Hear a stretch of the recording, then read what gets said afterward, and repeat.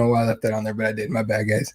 Welcome, ladies and gentlemen, to our UFC 311 fight companion. My name is Eddie Law, part of the K-Shot Press team.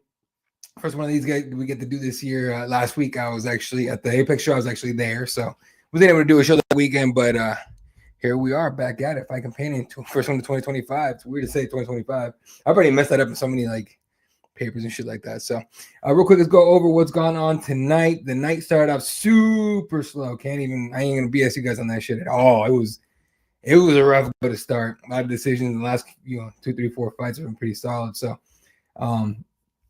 very quickly, first fight of the night. Tagir Ulanbekov with the decision victory over Clay Carpenter. Just kind of a standard, Nurmagomedov type of fight. Obviously, Habib, head coach for Tagir, or coach for Tagir, coach for Umar Nurmagomedov, coach for Islam Makhachev. This guy's going to be he's busy night for Habib. But Tagir gets him the first, the Team Eagle or Team Nurmagomedov, their first win of the night. After that, but another Spivac. I mean, he did everything he could to Ricky Turcios. That dude, Ricky just doesn't know when to. So he just don't know how to quit. So Ricky stuck it out, pulled it off, survived. But another Spivac with the first, decision victory on the night. And I think the post fight interviews or in the media room actually asked him if he was aiming to be the first UFC champion for Albania. He goes, "That's a dream." So big night for Bernardo. Then Wayne Gafurov decisions. Rinya Nakamura, however you say Nakamura. He to me looked injured. He didn't look right at all. I was expecting a lot tougher fight from him, and frankly, it really wasn't. So, solid. And they're showing Benil Dariush on the screen here. Poor guys on the loss out of the night. We'll talk about that here in a moment. Aline Perez with decision victory over Cara Hosa. Honestly, big upset. I thought Cara was going to put it on her and beat her up pretty good, but Perez used her quickness really, really well. Maintain Carol at outside of away from her until she got to the clinch position, which she likes to do a lot. Pulled out the decision victory, of course. And then apparently Tracy Cortez followed her. If you guys don't know, Tracy and Aline Perez had their beef online and went back and forth, whatever. But Tracy, I mean, they talk, and Perez takes it a little far. So Tracy apparently followed her to the media room, getting details on what happened exactly there. Reportedly fought into the media room, so we got some beef there. Mind you, 2 different weight divisions. Who knows if that fight's ever going to be even a possibility? I think it would be. Grant Dawson with decision victory over Diego Pereira. All the tweets online made it sound like everyone thought it was a boring-ass fight. And honestly, watching it, it was maybe about 15, 20 seconds of the fight that were exciting. The rest of it, it was kind of a snoozer. Bogdan Guskov with a submission victory over Billy Alakana, who made it super interesting in the first round. Taking Guskov down and taking his back and all that, but Guskov kept his cool, kept his composure, and defended well and smart, and ended up taking the submission, taking the neck. So pretty good night. I just realized I didn't put the actual submission on these graphics. God damn it. Anyway, Azamat Bakoyev was the knockout victory over Zachary Reese. Reese took a minute to get up, and then when they were helping him out of the cage, for some reason, one of the commission guys had him by the shorts. Like he was gonna hold him up by his nutsack if he fell down. Like, what the fuck? And then Ana Barcelo's upset victory over Peyton Talbot. Upset to some, not to me. I mean, to me the experience factor was gonna be massive. I think Peyton took a big risk in this fight, and Barcelo's made him pay for it. But it happens. That's the person out here, Maurice, the assassin boy, says Talbot got mauled. He definitely got mauled. So. All right, so that's that right there. Let's go ahead and talk about the rest of the card. Shout out everyone's tweeting in right now, hanging out and everything. Keep it here, keep it locked. I know unfortunately we can't show the stream of the actual fights. You guys know this, all right? Do I have to put up the graphic of Dana saying it's fucking illegal? 100%. We're not doing that shit. All right, so relax. But yeah, so there you go. All right, rest of the night. First fight coming up next. Kevin Holland, Rainier de Ritter, RDR coming up from one championship, former 2-division world champion in one, and looked pretty damn good last his first fight out. So against Gerald Mearshart, gets this submission victory there. Kevin Holland's got hands in this one though, so it's gonna be interesting to see what RDR is able to do with Kevin Holland's skill set. Honestly, this is an interesting matchup. Probably to me one of the most interesting matchups on the card. Hold on. I clicked on this actual profile here.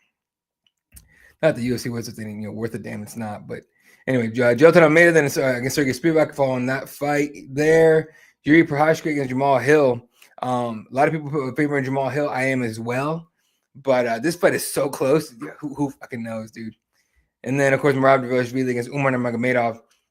For the bantamweight title, most people are kind of putting money on Umar because it's probably more than likely who's going to win and everything. But I think Merab is very much underestimated in this fight as a champion. So we'll see what happens here. I'm picking Umar as well, but I will not be surprised if Merab pulls it off somehow.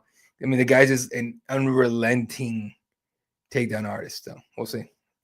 And of course, main event, Holland Moicano gets this shot against Islam Makhachev. As you guys all know, Arman Sarukian injured his back day before weigh-ins, I believe. Called Hunter Campbell in the UFC at 1 a.m. Let him know what happened. Hunter showed up with the entire medical staff or whatever it was, and determined he can't fight. So Holland Moicano gets the call up. A lot of people were wondering, like, well, why don't you call Michael Chandler? Why don't you call this person? Why don't you call Charlie Hollis in LA? Why don't you do that? You guys realize what cutting 155 fucking means? A lot of people bitching about this fight. A lot of people in the media complaining about this fight, which is wild to me because, it's dumb. It's dumb, right? And it was like, oh, this is a stupid fucking booking. Look, so what? What are you going to do? Take the Islam off the card, and push him to a fight 6 months later?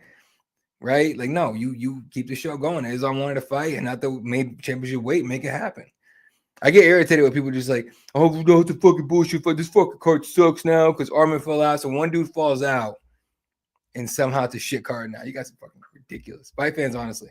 Come on now. Anyway, I don't know what kind of gets a chance of a lifetime. Hits the lottery ticket. He might pull it out, but unlikely, but you never know. So anyway, that's where we're at. All right, very quick break here. I'm going to grab something real quick, and then I'll be right back for the, I believe it'll be Kevin Holland RDR coming up here first. All right, be right back, folks. Oops.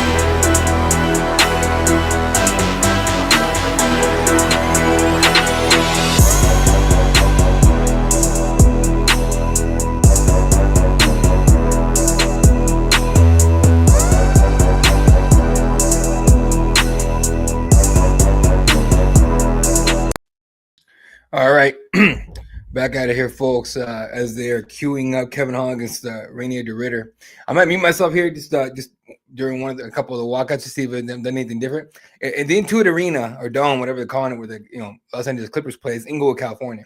And so, if you guys haven't seen the inside of it, it is insane. Like, I haven't been there in person.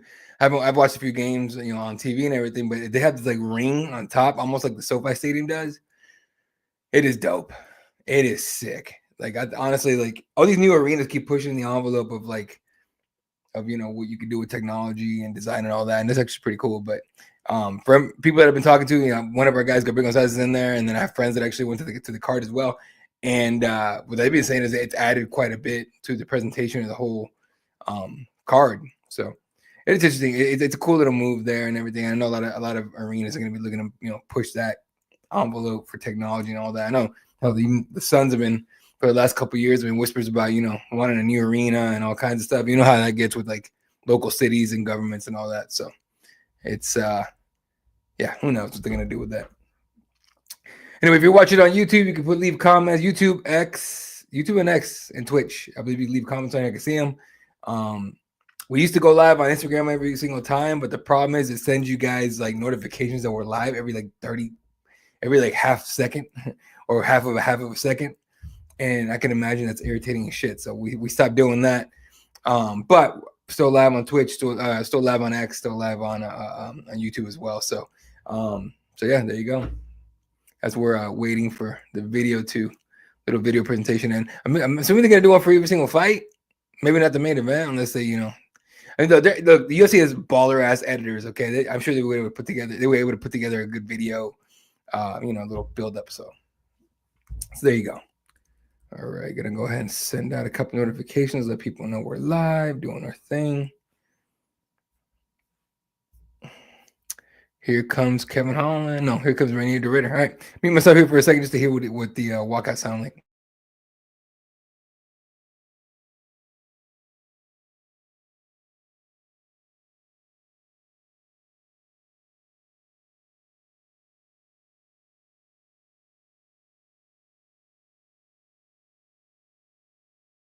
All right, nothing special. The smoke comes out of the top of out of the ceiling and all that shit. But he walking out to the Watcher by Dr. Dre. That's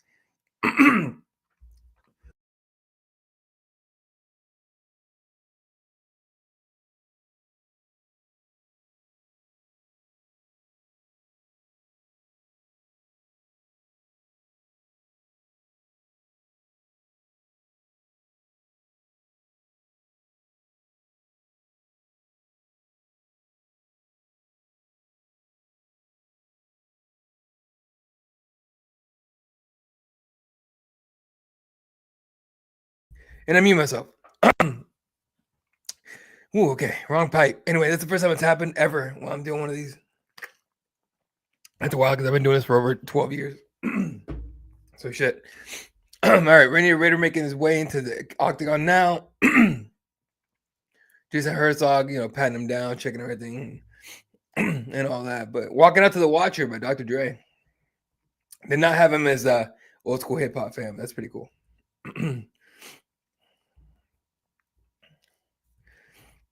So there you go. Rainier DeRitter in the cage. Let's see what old let's see what old Kevin Holland walks out to.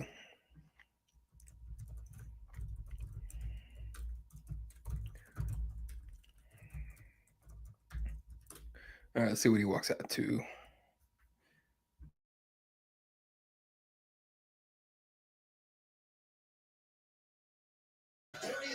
All right, he's walking out to the overplayed ass fucking song that what's the name?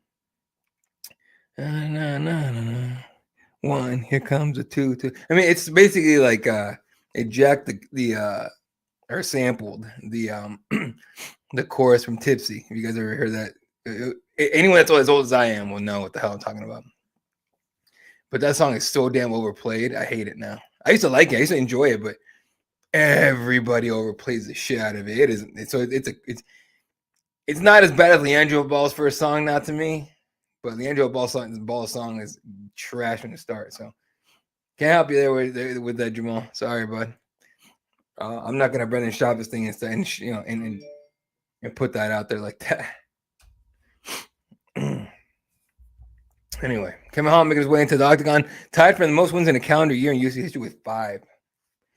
If you guys remember, Dana was calling him Big Mouth, and he was doing all kinds of Holland to win by finish plus 195, RDR to win by submission plus 330. I don't agree with that. I'm gonna put money on RDR for all that. People just doubting this dude's submission ability is fucking crazy. Fucking, I'll put $5 on RDR. I'm up $37 tonight, but that actually also involves NFL. So I don't bet a lot, by the way. This is the first time I do that. Let's see if we can do this.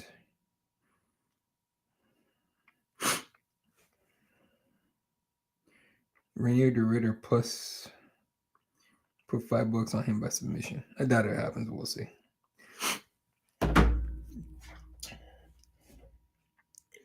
Take it back. I'm plus. Actually, I'm plus $100 tonight. 150 Barcelos. I don't understand how those odds work.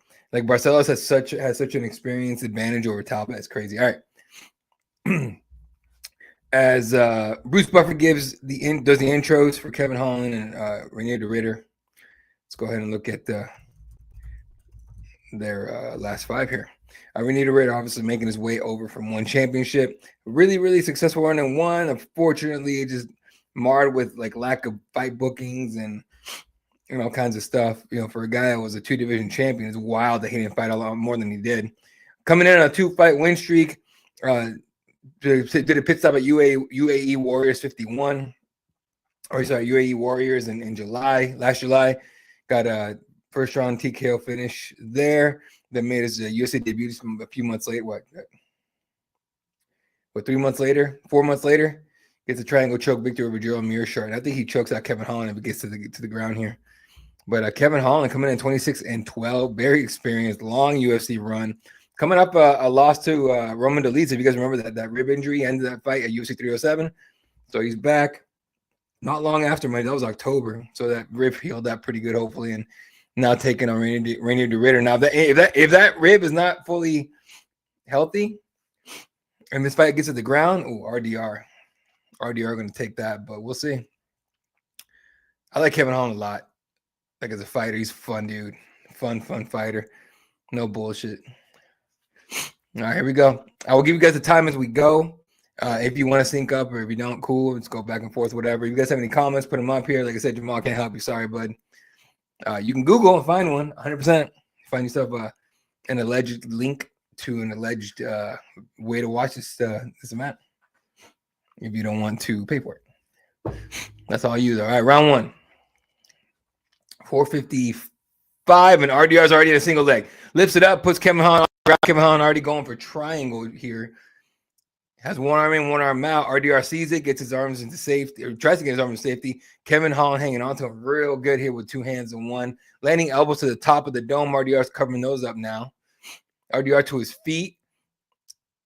Kevin Holland's thinking armbar, hanging onto the arm, but it's not in the right position here. Might be able to go Maplata here. Might be able to at least use it to get him back down. He does. He uses the arm, brings him back down, looking for the triangle again.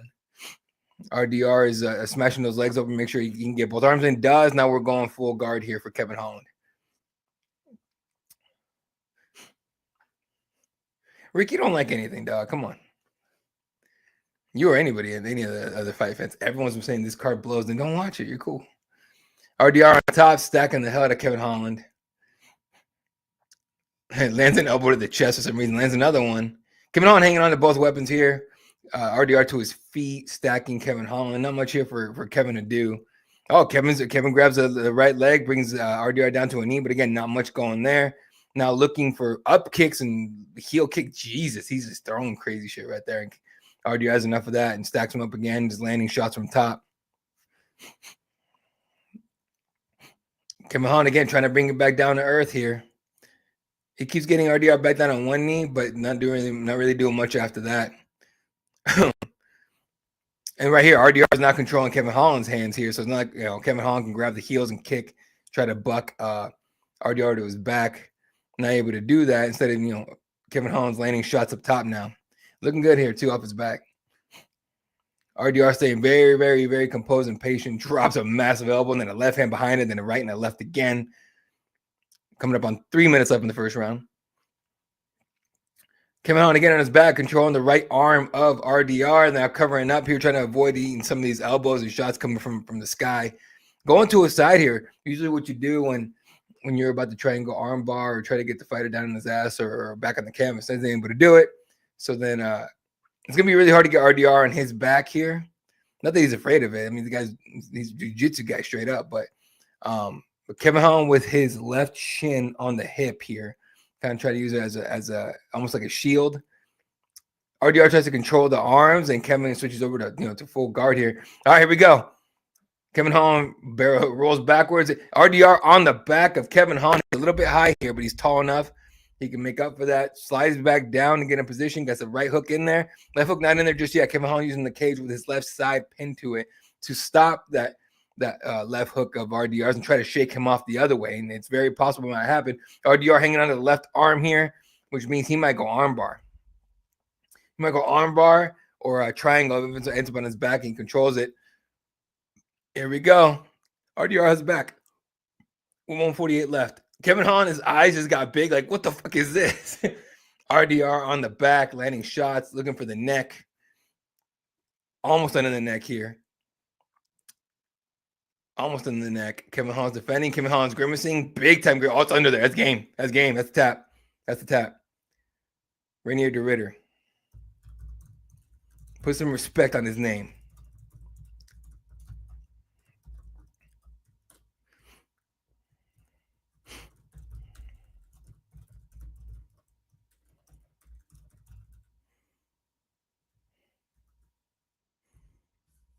I've been saying it forever. I was like, I don't understand why RDR doesn't get enough respect here. So,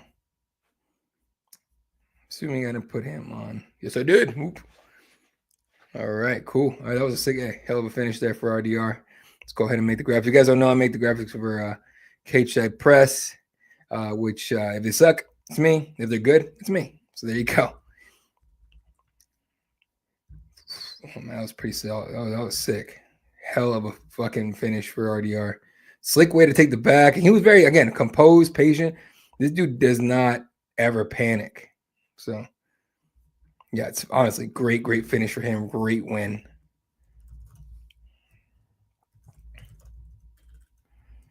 Of course, it's way too big of a fucking name to put on this graphic. God damn it. All right. I break the fourth wall on this motherfucker all the time, so, you know, just heads up.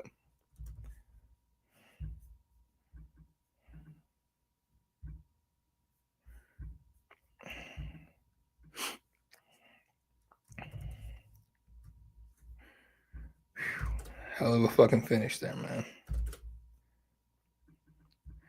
All right. As soon as they come back, I will mute myself here to get the official time and finish and all that. But we'll go. Here we go.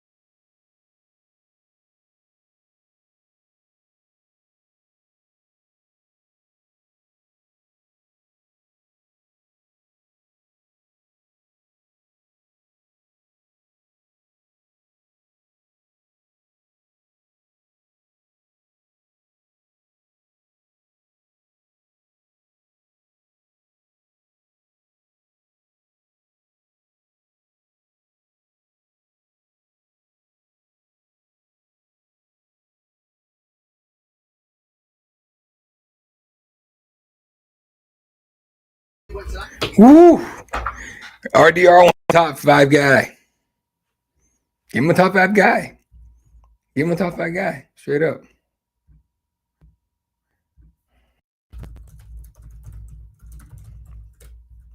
That jiu-jitsu, man. That's the shit. All right. I don't know who Peter Berg is, so but they're showing Max Crosby on the Cage Side there in LA.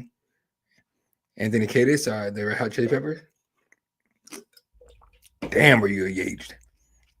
Tim Comerford, Rage Against the Machine, right? All right, Faber. California kid, Chuck Liddell. Chuck Liddell just threw the middle finger. Chuck Liddell just like did the X thing and just wanted the middle finger. I'm like, yo, they took the camera off him. That's awesome. All right. Up next, Jonathan Almeida against Sergey Spivac. We'll come right back here in a couple minutes and preview that one. All right. Be right back, folks.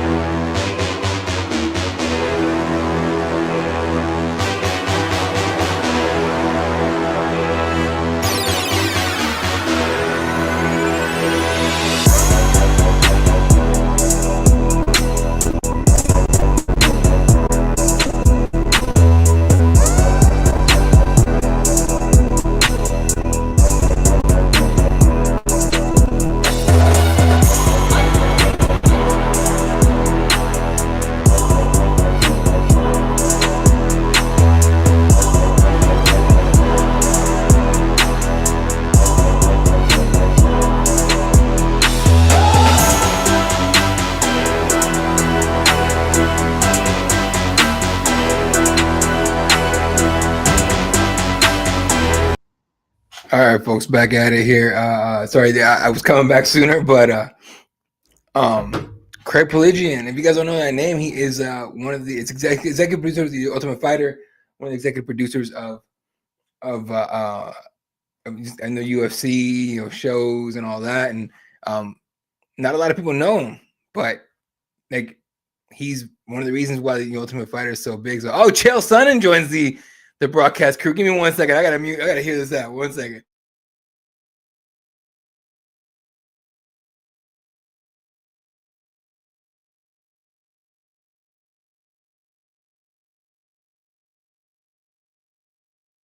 Breaking news: the coaches for the Ultimate Fighter 33 starting in May. Daniel Cormier and Chael Sonnen. That's crazy.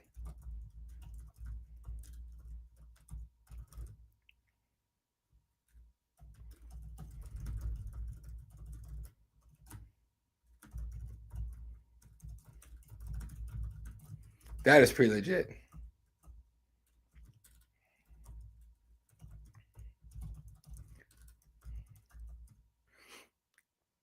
That's pretty dope.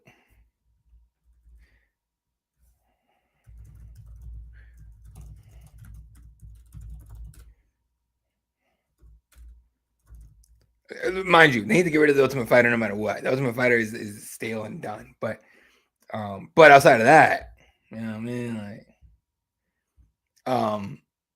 I think it's pretty cool using two Hall of Famers as coaches for the Ultimate Fighter. Because we're not gonna see them fight, so we don't have to worry about is this fight gonna happen or not. The UFCs don't have to worry about is this fight gonna happen or not. We just went through that shit with Mike Chandler and Conor McGregor, right? Like they're supposed to fight, they haven't fought, so now you don't have to worry about it because the two Hall of Famers ain't gonna fight. So there you go. All right, they're bringing up Jonathan Almeida and Sergey Spivac. Let's go ahead and look at their last few fights. Jonathan Almeida 21-3. I believe the number 6 or 5 rank. Give me 1 second so I can get you guys an accurate ranking for Mr. Jonathan Almeida, but he is the number 6 heavyweight in the world, taking on Sergey Spivac, number 7. So yeah. Sorry, my friend just goes, I hope DC and Chael fight. I'm like, shut the fuck up. Anyway, all right. Jonathan Almeida coming off the rear naked choke victory over Alexander Romanov. If you guys remember, UFC 299, March last year, Curtis Blades finished Jonathan Almeida by hammer fist. It was a TKO, right? But he got him down, beat him up on the ground, and in that fight before that, he was on a tear. Derek Lewis, Jairzinho Rosenstruik, Shamil Abdurakhimov, Anton Turkalj at 205, right? Because if you guys remember, Almeida came up from 205, I believe. So Anton Turkalj is like, what's it called? Mr. Pleasure, some weird ass name. And Parker Porter choked him out. Daniel Marquez, and obviously Almeida coming off the Contender Series about 4 years ago, so like 2021, 2020. So coming in from the Contender Series is pretty solid. All right. Appreciate everyone tuning in here, hanging out and shit. There's a lot of action on Twitter. Appreciate you guys for sure. Sergey Spivac making his way to the octagon as we speak, coming out of the Republic of Moldova, one of 2 active Moldovan UFC fighters, but you can't name the other one. One Jan Cutelaba, if he's still on the roster, which he should be. But anyway, number 7 ranked heavyweight in the UFC. Let's look at his last few fights here before we go back to Jonathan. Coming off the armbar victory with Marcin Tybura, which a lot of people are like, oh, who gives a shit is Marcin? Well, Marcin's hard to finish, okay? He might not be the most exciting guy to watch, but he's damn sure hard to finish. Before that, lost to Cyril Gane by I believe, knockout. So that was rough. But then, he wins over Derek Lewis, Aguto Sakai, Greg Hardy, who doesn't have a win over Greg Hardy, but still. But unfortunately for him, famous for getting fucked up by Tom Aspinall in his first it wasn't his first UFC fight, but early on. So Sergey Spivac, highest takedown accuracy in UFC heavyweight history with 65%, third most takedowns in heavyweight history with 28, 11 first round finishes, and he's finished 15 of 17 wins. He's got 7 knockout, 8 submissions. A very well-rounded heavyweight for sure. And in a world where in a promotion we need more heavyweights that are one more well-rounded but 2 exciting. And this guy has at least 2 different ways to finish a fight. Now, does he finish every fight? Absolutely not. But he's got the ability to do it for sure.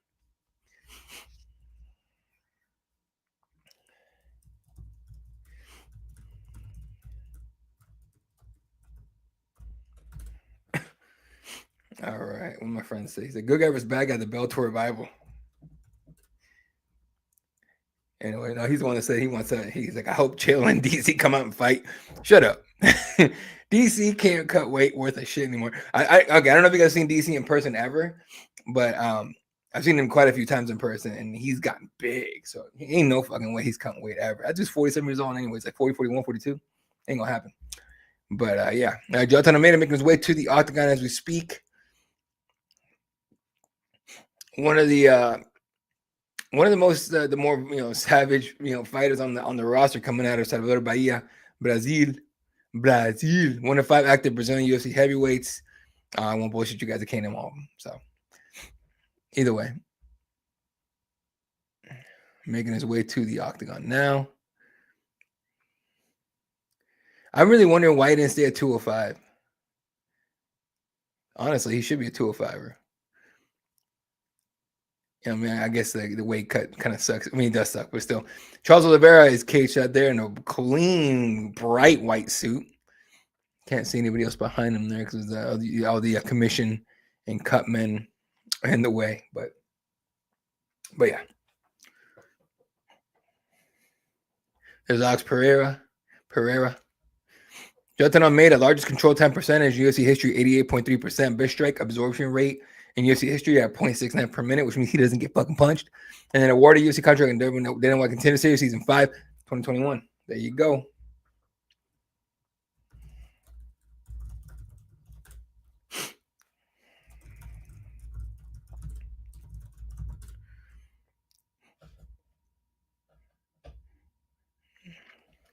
Dude, Jonathan Almeida is a savage, but he's just like a chill dude. Like, if you like, you can go up to him and be like, hey, man, you want a beer? He'd be like, yeah, sure, fuck it.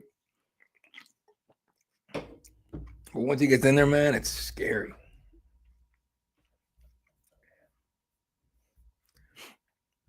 Let's see here. Whew, that's nuts.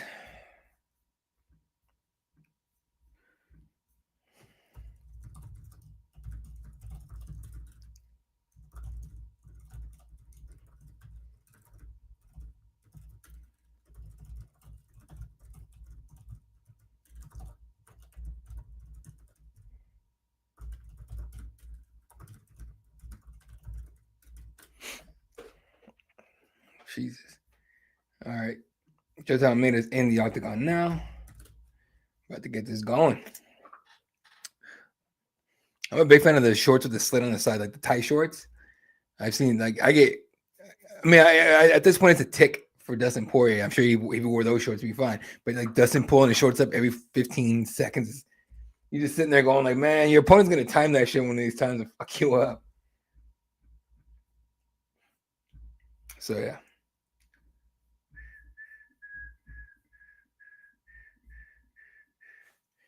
All right. Plenty of content coming for you guys from Cage Side Press.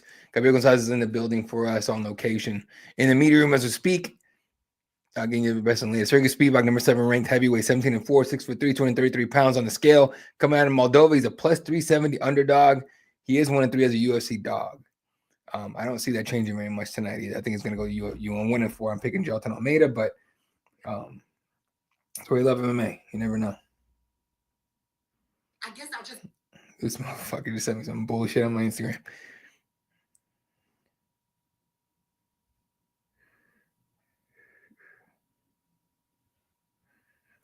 All right, Jonathan Almeida getting introduced.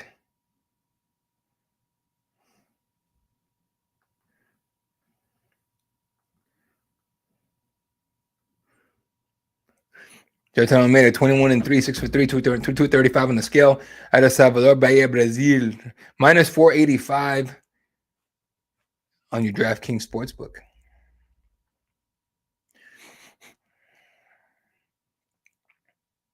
Jonathan Almeida. All right, folks. Shout out to everyone who's tuning in right now on the on Twitter or on X, on Instagram, on YouTube, and on Twitch. Appreciate you guys. Twitter, fuck it, Twitter. Fuck you, Elon. I ain't calling it X. That's stupid. The dumbest name ever. Everyone's like, we don't call them tweets. We call them not posts. I'm like, nah, fuck that. I'm calling tweets. All right, round 1. 4:55 left in the first round. Jonathan Almeida goes with the kick, misses. Sergey Spivac taking the middle, not backing up whatsoever. Jonathan thought about throwing a little jab to the body, and Spivac showed him that he's ready for that. I was expecting some calf kicks here from Jonathan, but nothing just yet. There goes one, but he missed. Spivac's lateral to the right, staying away from the power side. Jonathan Almeida does switch stances quite a bit, so I expect him to do a bunch of that today, just to, he'll switch to power side. Oh, big left hook for Jonathan Almeida. Grazed more than anything. Spivac with a judo throw. Ends up on top of half guard. Not the best place to be anywhere against Jonathan Almeida, but we're going to find out what happens here. Jonathan Almeida with the butterfly hook on the right side, with his left foot is on the cage, pushing off here as Sergey is landing short little right hands to the dome. Double overhooks here, nice and tight there for Almeida, who's trying to control the weapons of Sergey. Sergey's trying to turn him the other way and trying to get rid of the hooks here. He's trying to get rid of that right underhook or the right butterfly hook to the that's under his left leg. And he keeps trying to step over, and Almeida just follows him. Guys, people that have good hooks, or butterfly hooks and stuff like that, like they're a pain in the ass to deal with. And people that have really good knee shields, by the way, those fuckers are annoying. I have a pretty good knee shield, I'm not gonna lie.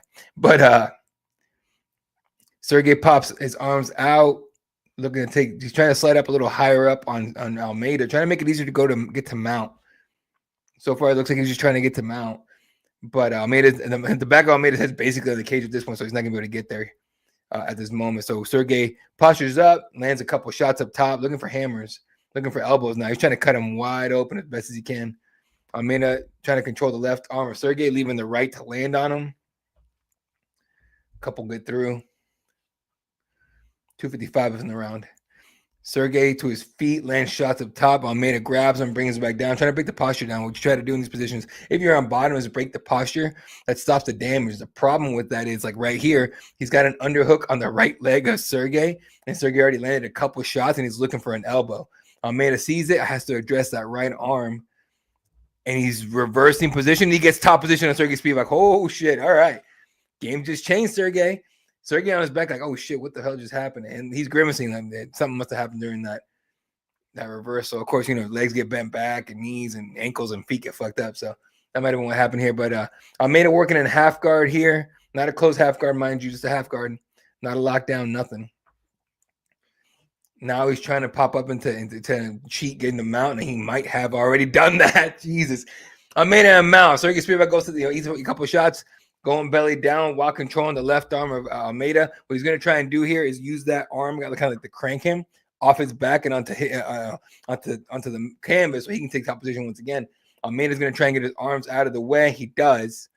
And in fact, he grabs Sergey's left hand to control it and lands a left shot to the dome. And now he has the back full with hooks in. With 1:35 left in the first round. So he's trying to push that arm up over his head, can't do it. Now he's trying to break the grips of Almeida, not able to do it as well. Almeida hasn't switched to a body triangle yet. That'd be a good move right here. Sergey's going to try and spin on top of him to face him. Spin, and he takes top position. Almeida didn't even bother trying to follow him to take him out. Sergey's going in on some ground and pound here. Almeida trying to push it, use his length, push him up off of him, but he can't for very long. 1 minute, coming up on 1 minute. 1 minute left in the first round. Sergey Spivac trying to posture up to land some hammers here. Able to land a few, but Almeida's controlling the weapons as of right now. Sergey fucks up, tries to cheat, tries to get the mount. Almeida uses it, gets him off of him. Now we're back to the feet. 45 seconds left in the round, and Almeida's going off. Landing all kinds of shots. Sergey's hurt. Almeida landing left hands here. And Almeida just landing left hands up to the face, just over and over and over again. Now he drops down for the double leg, gets it, ends up on top, switches over right to mount, and now he's got 28 seconds to try and get a finish here in the first round, landing big shots, hammers, right hand sneaking behind the, right by the ear here. Sergey is scrambling, like doing whatever he can to do anything, eating clean right hands. Now he's got his back taken again. 10 seconds left in the first round. Right hands over and over again. Sergey is flattened out, and Almeida's just landing shots, and Herzog's seen enough. Sergey does not make the bell. Almeida, motherfuckers, that dude does not play. That was nasty. I'm happy that they haven't yet, but I'm a tiny bit surprised the UFC hasn't, put him on the fast track. I think they wanted to, after he lost to Blades, it didn't work out. So either way, massive, pretty big win here for Almeida coming off. He's coming off a win, I think, but either way, like to get some of that, mystique back, right? So either way, massive win here for Mr. Almeida.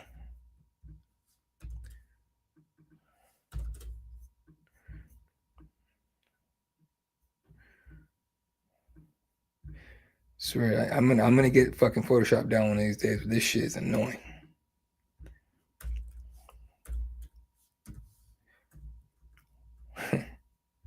Like I said, I break the fourth wall constantly. So,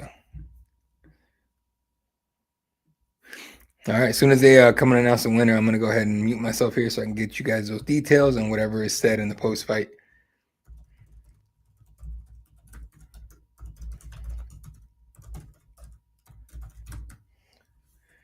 But make sure you guys go over to cageshoppress.com. You guys can get a whole recap of the fight, not scores, times, and all that. But the graphics will be going up on Twitter, Instagram here in a moment. As soon as they announce it. He's just sitting on top of the cage doing this shit right now. Dork. Jesus. All right, here we go, folks. Here comes Bruce Buffer and see the time and all that. Right back.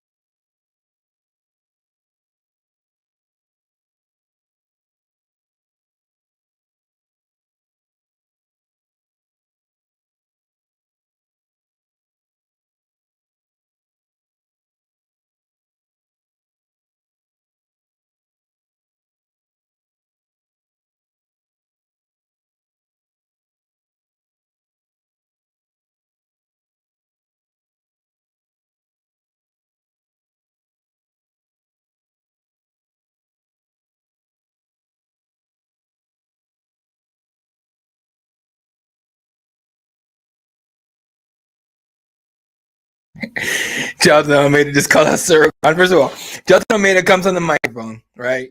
Rogan goes up there to talk to him, and he goes, Las Vegas, and everyone's confused. And then, like, you can see Fabian, who's the translator, and Joe Rogan's face go, "Oh shit," and the whole crowd slowly goes boo, and then they booed loud, and then he goes, "I love you, Los Angeles," and shit. It was the funniest shit.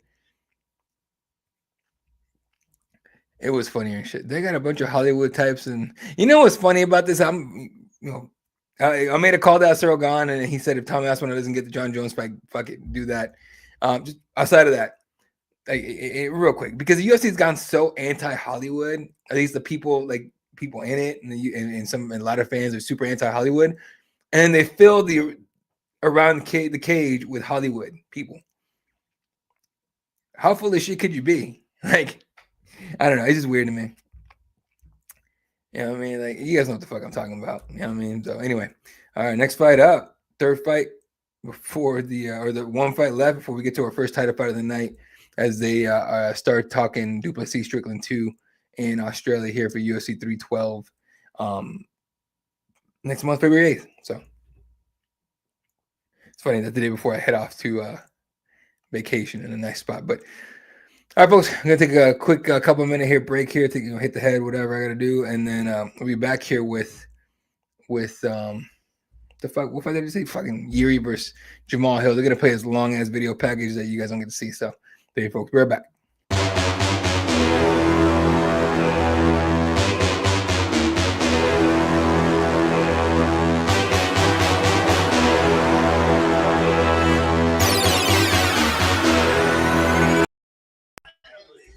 And they just broke news. Alex Pereira versus Nurmagomedov collab will headline UFC 313. There you go.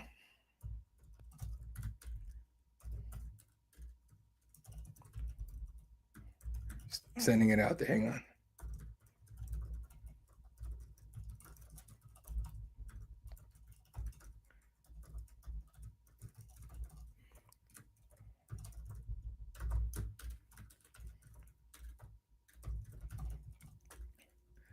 That's a big fight.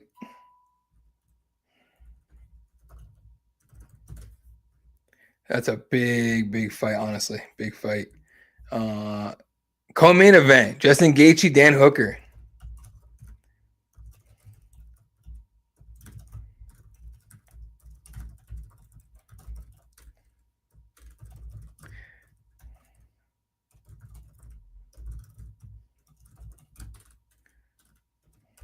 Five-round co-main.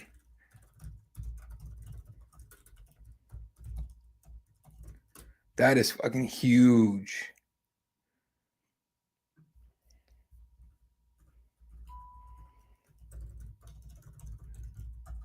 All right, folks. Now I'm gonna take that quick break, take a piss, because damn, that is massive. We'll come back. We'll come back. We'll talk about it a little more.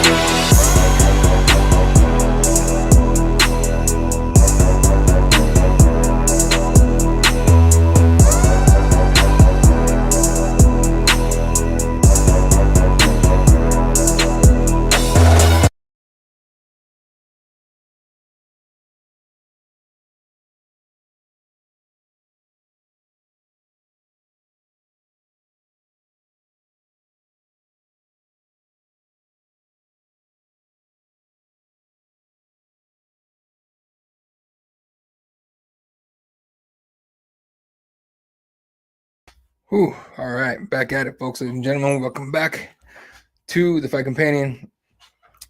If you guys didn't see, breaking news: Alex Pereira will defend his UFC light heavyweight title against Magomedov and Ankalaev at UFC 313 in Las Vegas, Nevada. It is obviously the main event. Co-main event: Justin Gaethje against Dan Hooker. 5-round co-main event. Same event, UFC 313, March 8th. Bangers. That co-main event. I might be more excited for the co-main event than the main, honestly. I might be way more excited for the co-main event than the main. Jamal Hill's already in the cage here. Yuri Prochazka making his way in there. Let's go ahead and look at these two boys before they get into the scrap. All right, here we go. Let's see.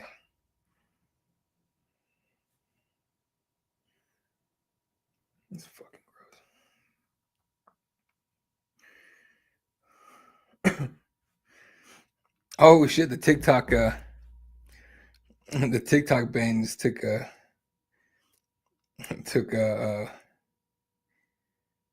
do you call it? Just took effect.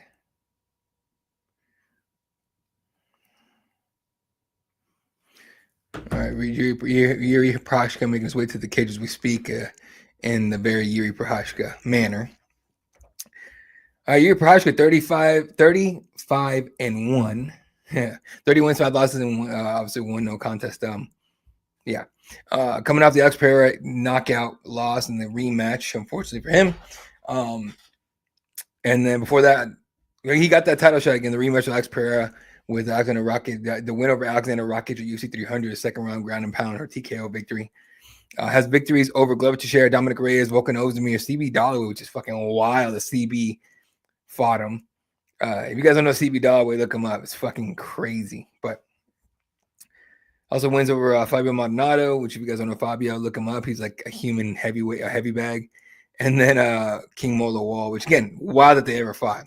But either way, taking on Jamal Hill, who is 12-2, both former light heavyweight champions, by the way.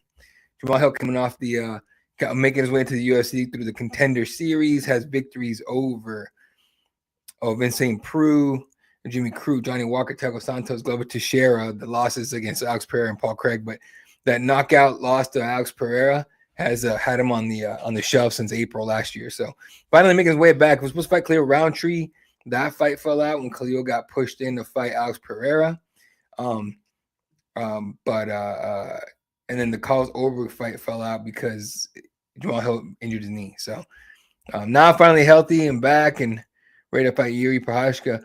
You know, Yuri, a wild individual, throws a lot of spinning shit, throws a lot of wild, funky techniques and stuff like that. Will leave himself open for strikes and takedowns. So gotta wait and see what he pulls out in this one. But they are staring daggers into each other right here. This is nowhere near like Yuri and Alex Pereira did when they did it.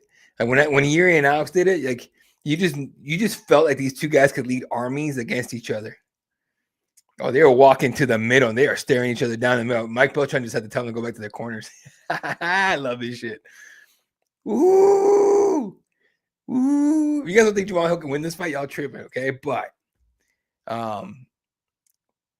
Yuri's that weird ass stance right there doing this. Wait, still. All right. About a year difference here. Jamal Hill is the older fighter by a year, 33 years old, 6'4", a 1-inch height advantage for Jamal Hill and 1-inch reach advantage for Yuri Prochazka. Jamal Hill is a -130 favorite to the +110. Yeah. Hey, look, it's not great. Like, it's not great. It is funky at best. You know what I mean? But it's effective when it lands. I'm not gonna bullshit on that at all. You know what? Someone told no one told me anything. Jamal Hill's got to be in the list of some of the worst tattoos in MMA history. Besides that, between that and Jamie Varner's stars on his shoulders, I said that to his face before. Don't even way back in the day. Okay, so I can say that, but he was not happy. He made one of his stars, but yeah, Jamal Hill. I mean, what is worse, Jamal Hill's tattoos or the damage? Ooh, here we go. Although the antics right now, making the faces and all the beating his chest and all that stuff, and to me, Jamal Hill kind of you don't have to hand him the shovel. He shows up with his own shovel. Come on now. No, don't do that. Yuri Prochazka from the Czech Republic. Again, is a plus 110 underdog. That's not much of an underdog, honestly. I say that not knowing shit about betting, by the way. Although I have won a few tonight. I'm full of shit though. I bet like $2, $1, $2. I don't get crazy. I'm also the worst person to take to Vegas because I'll gamble like $100 total.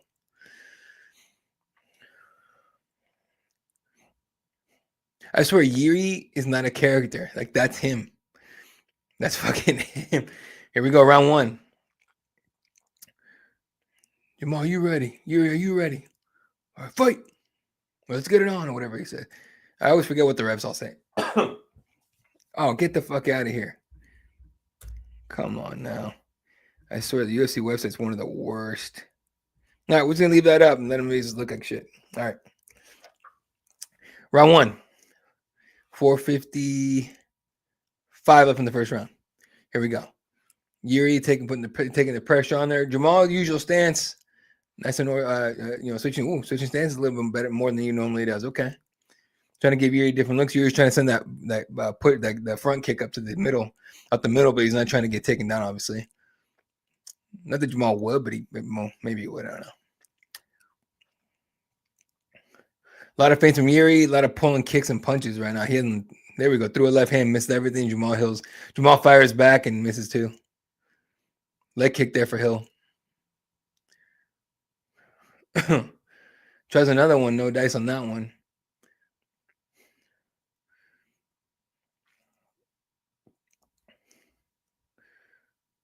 Yuri right hand down the middle. Touches.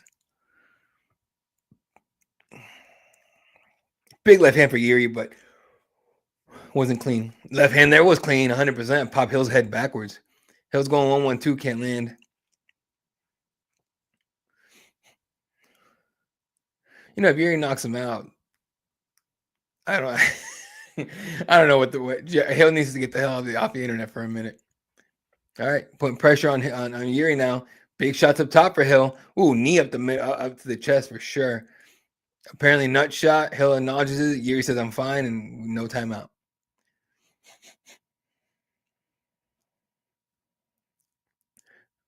A lot of stance switches there for Hill as he's loading up on overhands here. He is looking for a kill shot, like off the rip. Hill's throwing a lot of stuff, but nothing's landing clean, or even with any kind of sting to it. Yuri's doing a good job to mix it up and make him think about it a little bit.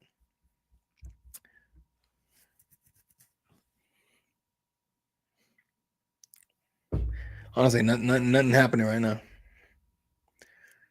2:54 left in the round.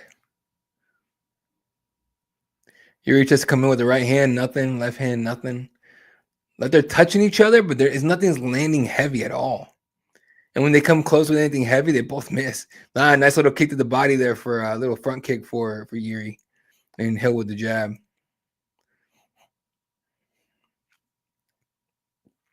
Yuri without the ponytail looks wild. He shaved his hair, his whole head, when to honor his guest that is at the fight tonight, who's battling cancer right now, lost all her hair to chemo. Nice little, nice gesture there for you. Oh, big right hand for Yuri. Prochazka gets through. Oh, big left hand for Yuri. Jamal's down. Jamal's on his back. Jamal's using push kicks, up kicks, and everything, trying to keep Yuri away from him. Yuri tries to drop on top. No dice. Jamal Hill gets back to his feet and throws. Jamal Hill's throwing now. He's throwing what he can now. And he needs to. Yuri's hunting. Right hand for Hill, touches, but nothing clean. Big left hand, another right hand there for Yuri. Jamal Hill lands his own right hand there. Looking for uppercuts here with the grabbing the back of the head of Yuri. He's trying to throw uppercuts, nothing. Big left hand for Hill, gets right through that. Yuri felt the shit out of that. His legs kind of buckled a tiny bit, not much. Tight clinch there for Yuri as he looks for knees. Jamal Hill gets the fuck out of there. Hill misses the right hand. Yuri just lays his ass out the way. Woo, I thought that was it for a second. This might be an upset, right? Underdog upset here. Yuri tries the head kick, misses. Spinning back fist touches. Straight left for Hill, gets through. Shots for Hill, land and touch. Yuri with the knee up the middle, lands. Hill's leaving his chin up as high as he possibly can. 1-2 there for Yuri. Hill looking for the tie clinch and the knee to the body. Coming up in a minute. 1 minute left in the round. Big right hand for Hill. Yuri just nods at him like, all right, cool. This is a fight, ladies and gentlemen. Right hand for Yuri, touches and tries to duck anything. Hill comes back. Hill comes back with a big left hand that gets through. Nice little left hook there. If you're watching right now, make sure you hit follow, subscribe, whatever you're watching us. Make sure you subscribe and follow. Leave a comment. Appreciate you hanging out with us tonight. Coming up on, we're just under 30 seconds here. Hill's throwing with intent for sure. Like, he definitely lost his run off that getting drop right there. And he's wearing the damage. Ooh, nice body kick there. A little teep kick there for Yuri. But he's got to, he's waiting to try and get some back. They're getting close. Yuri lands on him, or Hill lands on him. Yuri's kind of like nods at him like, all right, come on, dude. Body kick for Hill lands. Yuri smothered it and tried to land some shots of his own coming in, and that's the round. Hill's bleeding out of his nose, left eye with a nasty shiner on it already, and the right under the right eye is another one. Not a good fight so far for Jamal Hill. Getting dropped with that shot was not in his plans for sure, but he survived it. So it's more than we could say what he did there, which is more than what we could say he did with Alex.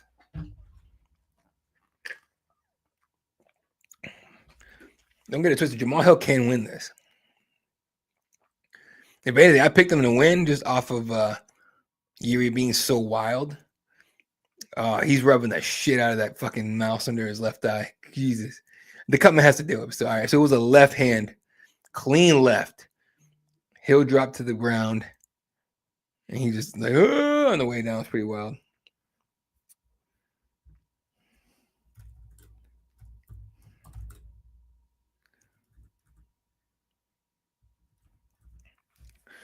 All right, round 2.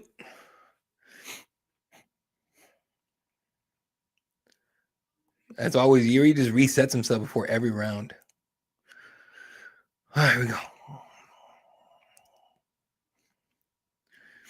Fist bump and we're off. Hill just throws an unset up fucking head kick that touches nothing. 4:50 left in the second round. Yuri playing patty kick with the lead leg. Throws a head kick, misses.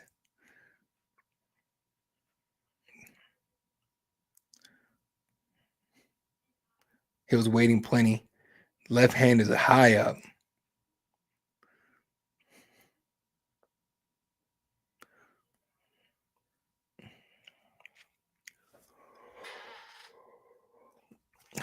Teep kick exchange. Oh, Yuri didn't like that. He felt that. Hill in on north in southpaw. Yuri tries a spinning kick attack up top, misses, and Hill coming at him. That's why Hill's been waiting. Ooh, Yuri tried a flying knee and didn't land anything, but still. Right hand there for Yuri. Hill's been waiting for the spinning attack. I think it's game plan so far. Seems like that. I thought Yuri would have finished it, honestly, and we got an eye poke. And Hill's rubbing his eyes. He also needs a real cam. So training. He has a real cam. He's just not a famous one. Oh yeah, full on thumb in the eye right there. Oh, not full on, more like a graze. It was like the knuckle in the eye. He's fine. He'll just needs a minute or two.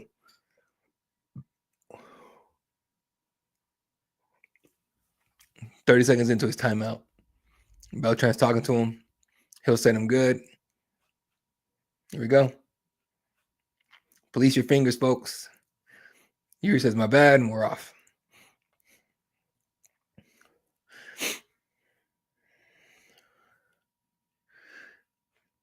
Body kicks to the body from Yuri, no dice. Hill looking for that jab still. He throws a nice right hook there for Hill, and then gets in close, tries to land a knee up top. Because Yuri ducked in and throw a shot to the body. Coming up on 3 minutes left in the round. Ooh, Hill ducks. Sorry, Yuri ducks a left hand, lands a left of his own. Hill is just walking forward and throwing. He's felt Yuri's power and nothing. I mean, other than getting dropped that one time, he doesn't worry too much about it. So now he's just walking forward. Big shots right in the middle for Hill. Lands right on the chin. Uppercut too for Hill. Yuri's getting a little, not frustrated, but he's getting a little wild here. Tries a head kick and dodges a right hand. Touches Hill. And we have an eye poke. And now it's Yuri whose eye was poked. Yuri says he's fine. Just needs a second to clear out his eye. It's like these guys watch the John Jones Guide to Fighting. Damn. Oh, yeah, straight. Oh! It almost looked like Hill was staring at him as he did it. He did fucking boom. You guys did this shit when you were kids and stuff like that? You guarded like this? Yeah, it was right there. Went right through. Full ass finger into the eyeball. I wouldn't say it's malicious, but I would also say it's not on purpose. I don't know what they're saying, the commentary team's saying, but Rogan has a giant grin on his face.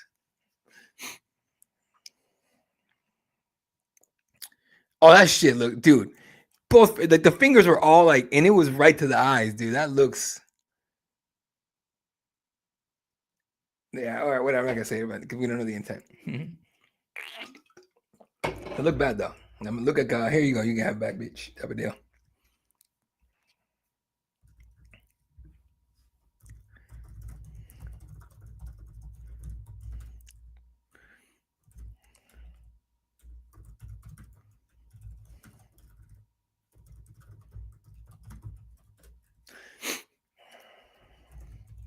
The doc is talking to him. What the fuck?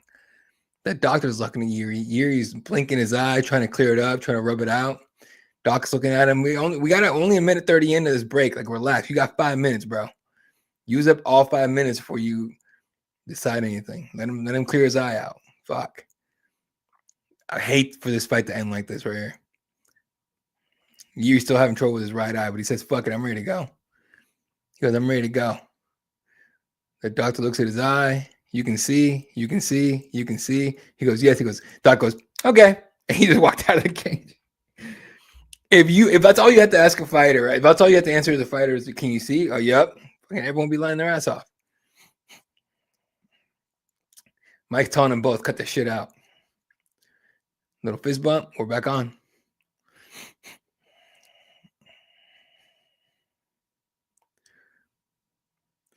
Spinning heel kick for Yuri hits nothing but oxygen. Christ. Now you might be right. His technique might be shit, but still. Yuri looking for the body here with the jab. No dice. Big right hand overhand for Hill. Touches. Yuri went with a body kick. Straight left for Yuri. Touches. Hill's right hand barely misses there. Yuri keeps jumping up and down like he's a Mortal Kombat character with a played by a fight. Ooh, big right hand for Yuri. Then a left hand after he turned the corner. Hill's okay right here. He's still throwing at him and shit. He's not hurt, but those were clean shots. Big right hand for Hill there. This might go all 3 rounds, man, which I'm a little surprised about. Yuri just keeps trying to set up these flowy spinning attacks, and Hill's just going forward. That's their styles, though. Oh, okay. Yuri tries a right hand, ducks the left hand of Hill, goes right hook up top.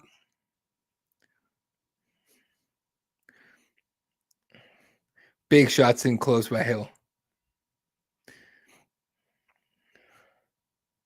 do wonder if Hill's hit him with everything he's got, because Yuri's not worried about the power right here. Yuri going kicks to the body. Hill taking the middle. Okay, a big left hand for Yuri up top. Hill goes in with a tie clinch, knee up to the chest.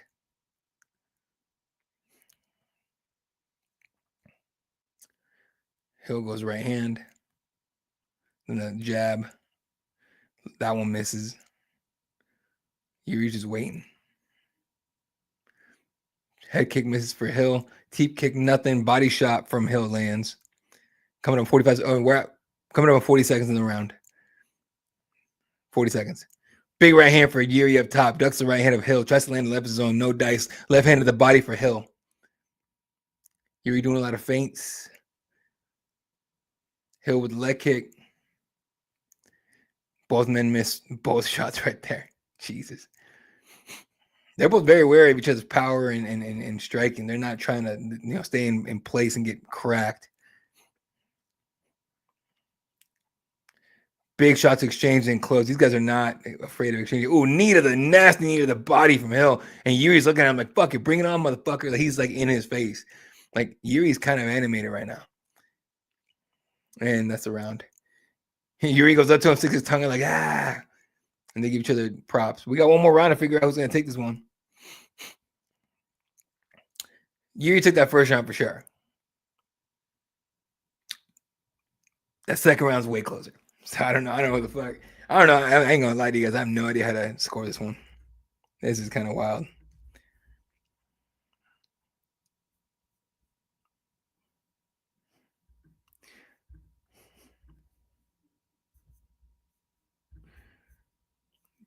All these like bots on here are fucking wild, man. On a Twitter, wild bots.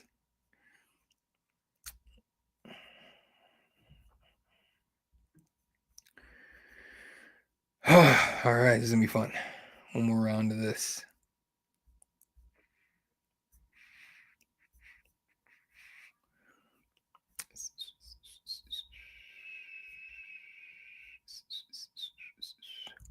All right, round 3. Who's gonna take it? Who wants to take this one home? Straight up.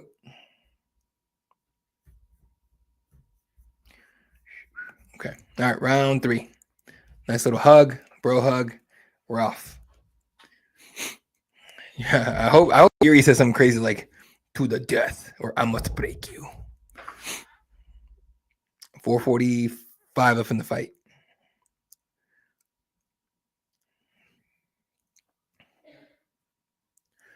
Yuri's trying to use his length as much as he can to land shots. Obviously, as you should. 1-1. I got you. All right.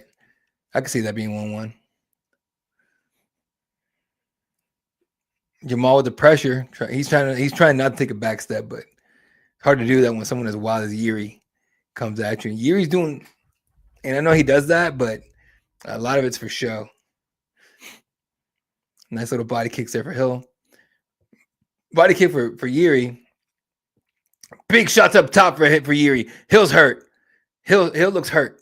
Yuri's going in on him. Pop just landing on him. Uppercuts, knee up top, hooks left and right. Hill's looking for his own uppercuts now, so he's okay. Or at least he's still here. These exchange. Oh, big right hand for Yuri. Left hand, right hand, and left behind it for Hill. This is a fight, motherfuckers. Goddamn. Left hand of the body from Hill.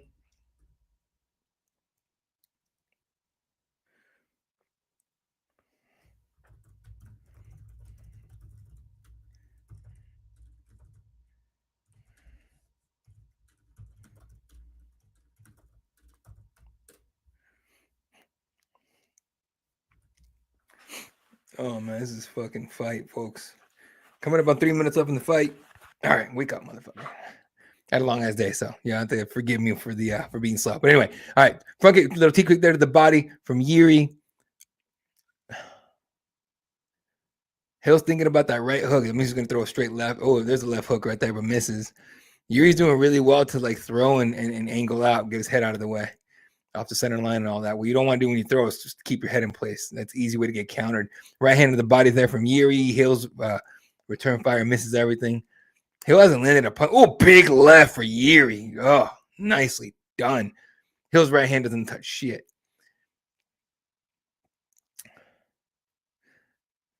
Hill's the one putting the pressure on Yuri and now coming up on 2:30 left in the fight. 2:30 knee to the body from Hill. That was nasty. And then the left hand behind it. Hill really wants that. Oh, big right hand comes Hill again.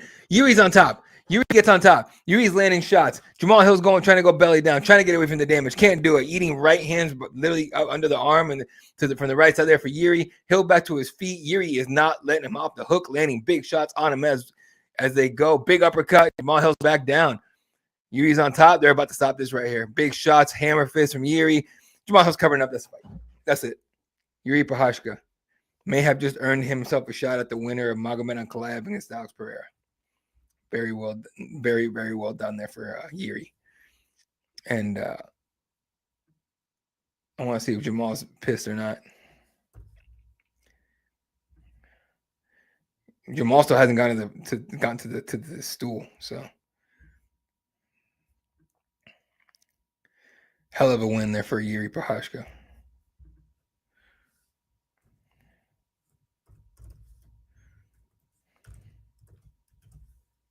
Make sure I spell Prochazka right. Prochazka, right. He's roaring at the crowd. I swear, people like Yuri are probably like Vikings back in the day. I gotta figure out these graphics, man. Some of these are fucking funny looking. I'm gonna figure something out, folks. Don't worry about it. All right, so that was probably a TKO finish. Yeah, Hill was done. Bam. Clean left, and then right behind it. That's what sent you Hill to the canvas. Good fight for as long as it lasted, for sure. That was good. And Jamal was covering up, but that fight was over. He knew it, so there shouldn't be any controversy. As soon as they give Bruce the mic, well, Yuri just won it, so there you go. I mean, he just finished the fight. All right, folks, I'm gonna mute myself here for a minute and get you guys the details on the post-fight interview and the time and all that. As soon as they fucking come back in, there it is. All right, be right back.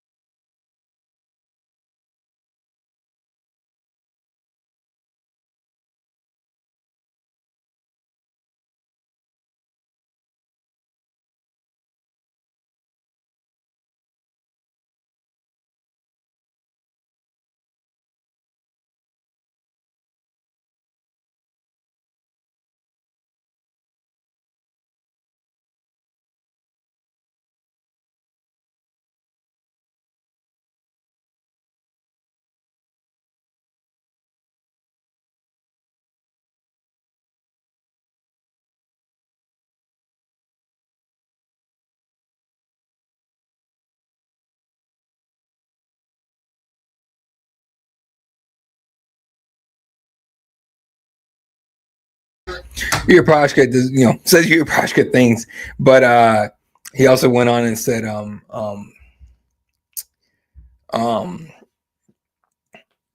he said he wants a third fight with Alex Pereira. He goes, "Fuck, man, I want a third fight with Alex Pereira." And Alex Pereira goes to the camera with the hands folded. He goes, arms folded. He looks and he goes, "Shama." That's all he did. Marshawn Lynch and K1 Kwan and the in Kate side there. Brian Ortega as well with his baby mama.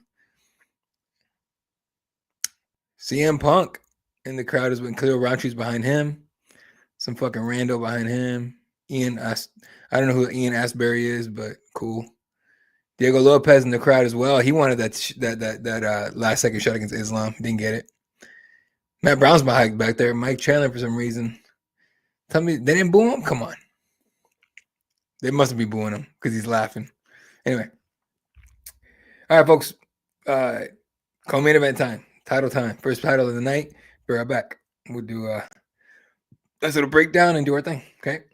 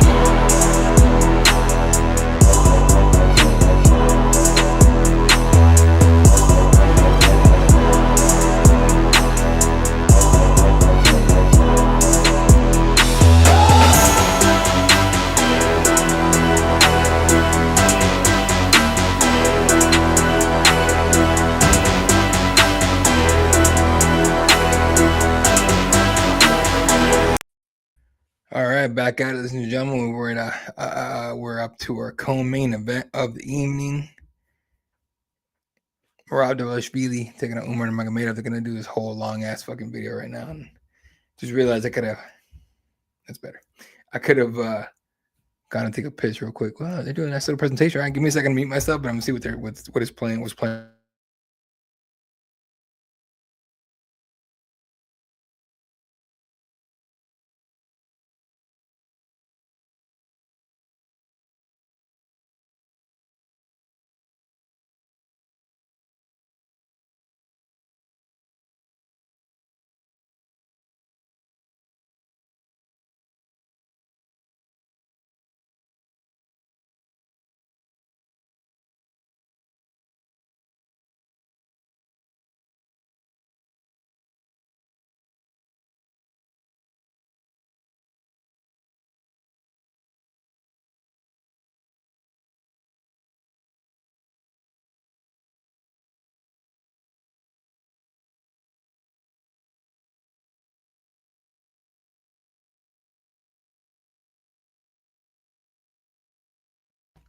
That's pretty cool.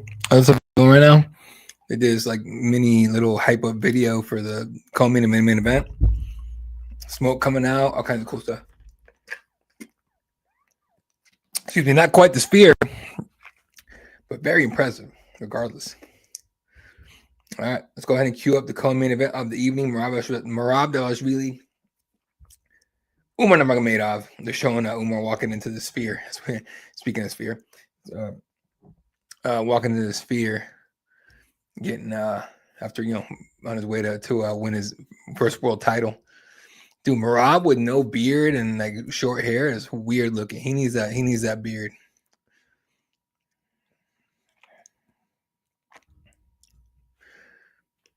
That sphere show was something else, man. It's crazy. All right. Merab Dvalishvili, 18-4 out of Georgia. Trains out of Syndicate MMA, I believe, in Las Vegas now. Still does his work with the Longo team and all that. Aljamain Sterling, Ray Longo, Matt Serra. He still works with all them and everything, but now he lives in Vegas, so he's over at Syndicate MMA. All right, winner of 4 in a row. Those 4 men he beat in a row to get to the 3 men he beat, or the 4 men he beat in a row in order to be in this spot tonight, defending his title against Umar Nurmagomedov. Jose Aldo, Piotr Jan, Henry Cejudo, Sean O'Malley. Those are not scrubs, right? It took a lot of wins. Excuse me, it took a lot of wins for him to get there, to get to a fucking title shot finally. It just seemed like they were doing their best to not give him a title shot, but now he gets Umar Nurmagomedov, who has the wrestling, has the grappling, and has hands. Can Merab's hands stand up to Umar Nurmagomedov, right? So Umar, how does he come into this undefeated 18-0? UFC run starting in 2021, finishes and decisions as well. Obviously, his is not nowhere near as impressive for getting to a title shot. So I understand why Merab was like, "Why the fuck is he getting a title shot?" But Sergey Morozov, Brian Kelleher, Nate Maness, Heleni Barcelos, Begza Almakan, and Corey Sanhagen. Most impressive one, obviously, is Corey Sanhagen. And I would say the Brian Kelleher one. But to say that this is like hands down for sure going to be a win for Umar, to me is kind of short-sighted a bit. But I think Merab has a really good chance in this fight. You know what I mean? Like, I don't understand. I understand why he's the underdog, but like, I don't know. I just don't buy it overall.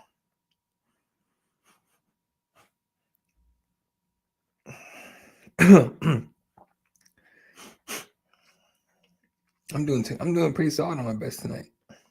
Honestly, a lot more fun to bet like a little bit, but I won all my slips so far tonight, which means I probably just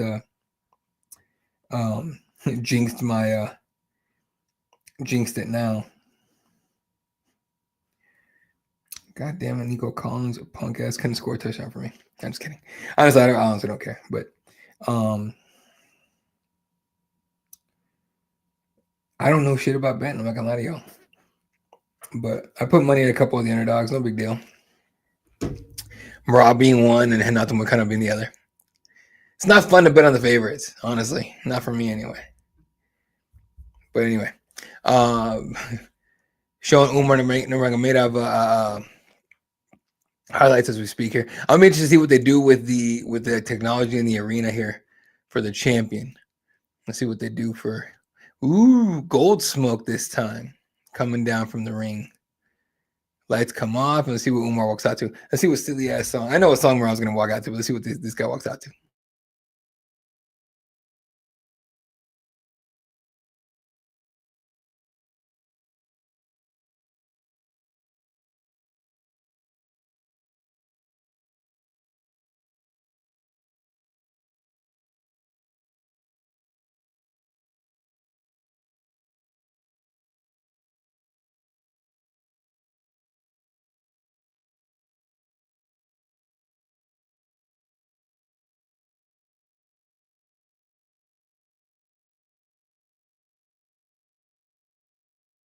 The accordion has to be the most popular fucking instrument in that part of the world.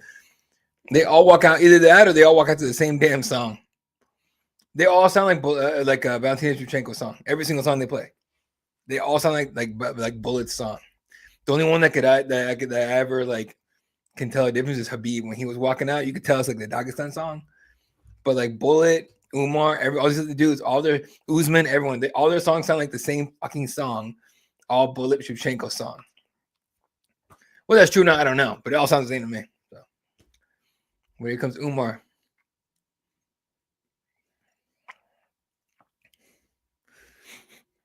Trying to see what Sean O'Malley front row here, trying to just staring at Umar. He's not really trying to do anything, but you could tell they're going to use this if Umar wins, especially. It'll be a Sean O'Malley call out. Not from him, but Sean O'Malley call him out. Shout out Bulletproof or Black Rifle Coffee. Sponsor us, folks. I drink your shit every fucking fight night.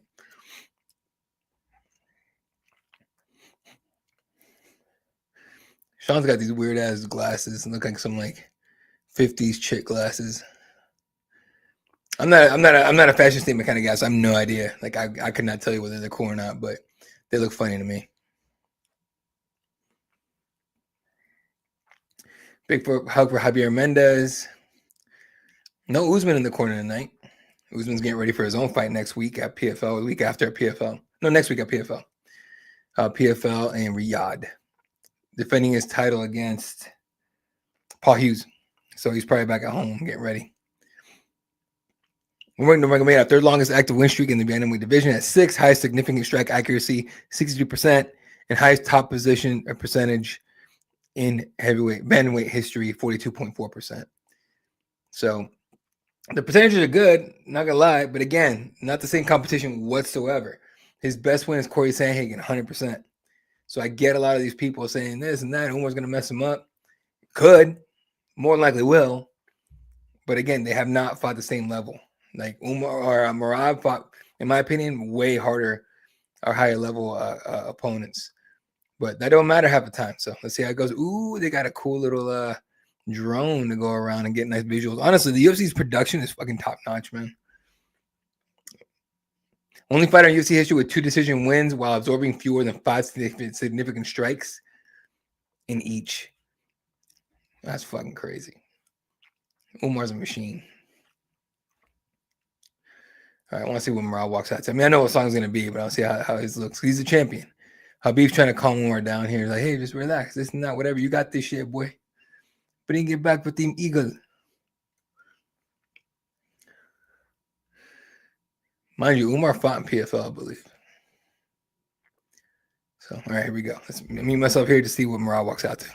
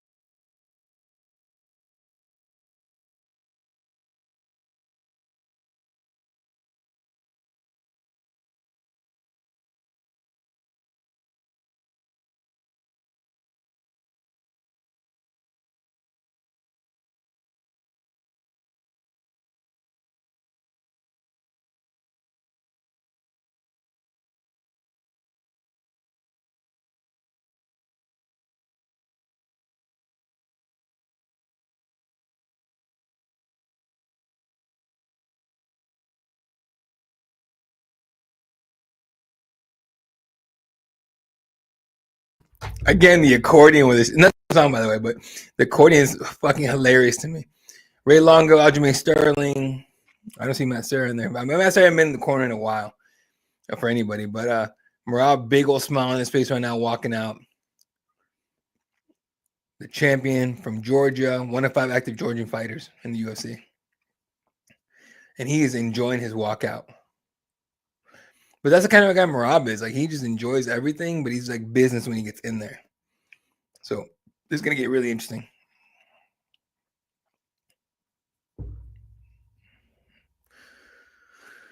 All right. This is going to be very, very interesting here. High five in the crowd. He's getting booed a little bit, I'm sure, but yeah. I find it hard to believe people actually dislike Merab. Everyone says, "Oh, it's because you're ducking Umar, you're ducking Umar." So fucking what? Even if he is, it don't hurt your feelings. He don't got nothing to do with you.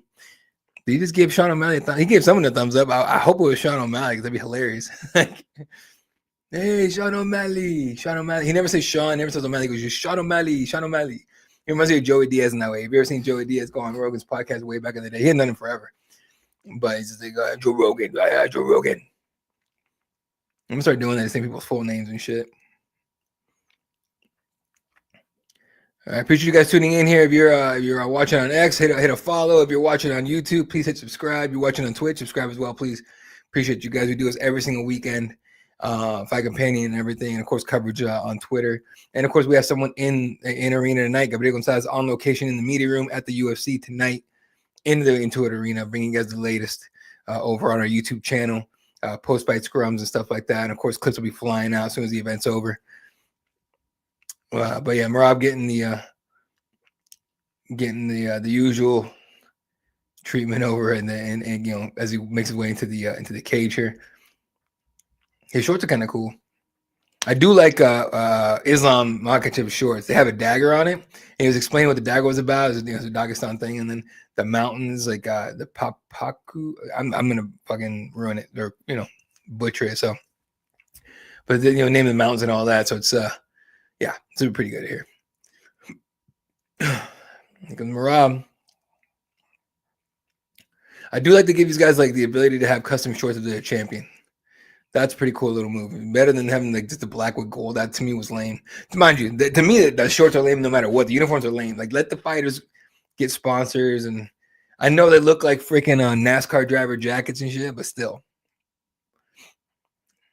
Little fistums for everybody except for Umar. Mirage is a happy guy. It's funny, like if he's in a good mood, he's a dangerous motherfucker. And he's like, I'm ready to defend my title. Dude, if he wins this though, I don't give a fuck how happy he is. He's gonna tell everyone to go fuck themselves. All right, Merab Dvalishvili, 34 years old to the 33-year-old against 33-year-old. No, not 33, 28.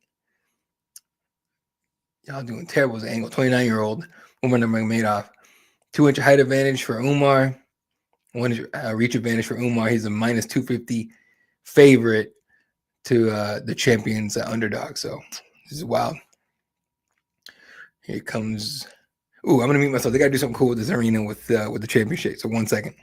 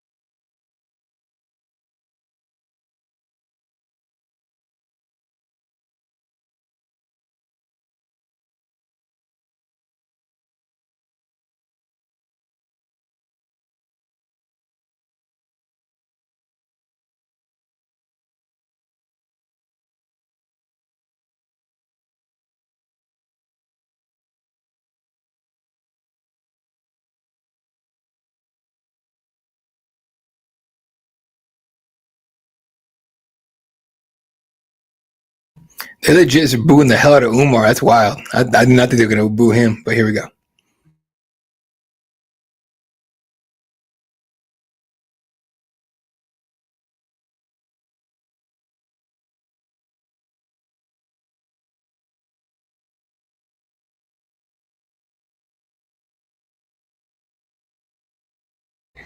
These guys are so evenly matched. Everyone's booing and cheering them.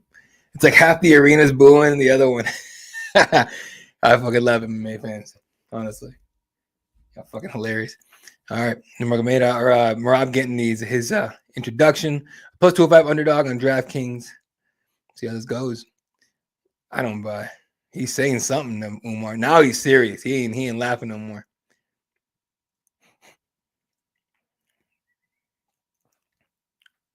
You guys ever seen Dylan Rush? Dylan Rush is a much skinnier version with shittier wrestling. Way shittier wrestling than Merab. Shout out Dylan Rush, my boy. Doing his work over with Henry Cejudo and the pound for pound team. All right. Jason Herzog's the third man in the octagon doing the honors in the middle. Nice little fist bump. Thing about Merab is for all of this shit has been going back and forth. Merab stayed for the most part respectful. You know what I mean? So, but as a challenger, you got to poke at the champ. That's how it goes. All right, here we go. Round one.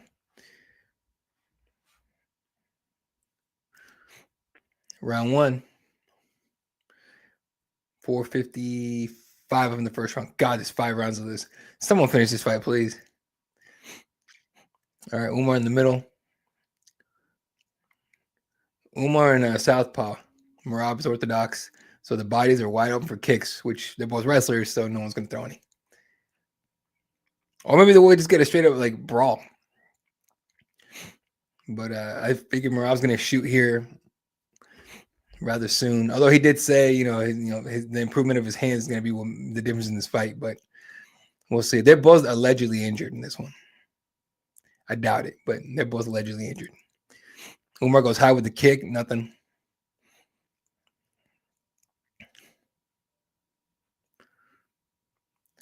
Can imagine he'll be okay. Merab tries a leg kick, no dice. Umar reached down there. Umar tries a jab, nothing.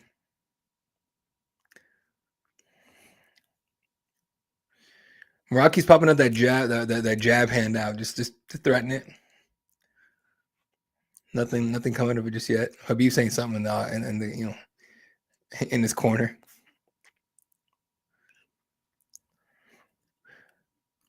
Seriously, no one's landing shit so far. Merab thought about a head kick. Nope. Oh, nice little 1-2 there for Umar.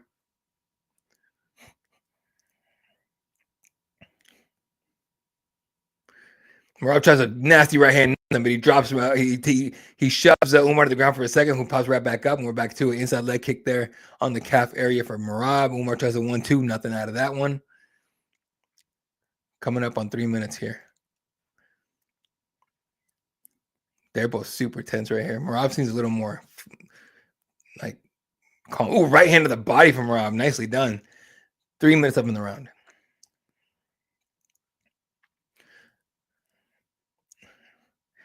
Umar's not doing too well right now landing hands yet. So see how good. Now tries a little head kick with the lead leg and nothing out of that one. Merab's pretty quick with it, with avoiding it.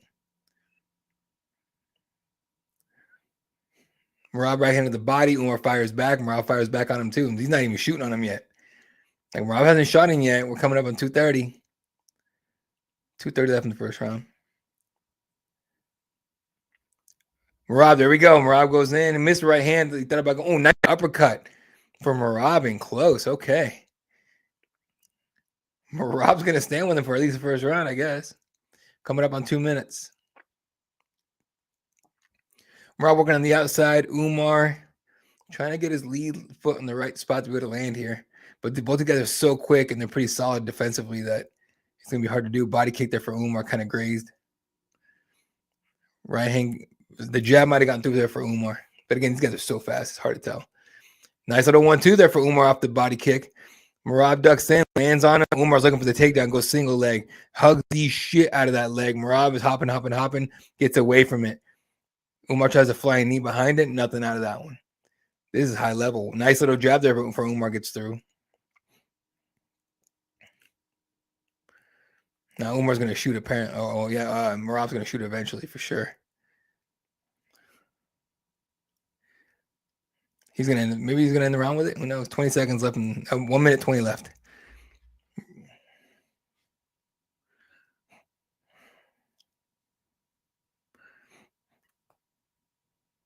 Leg kick there from Merab.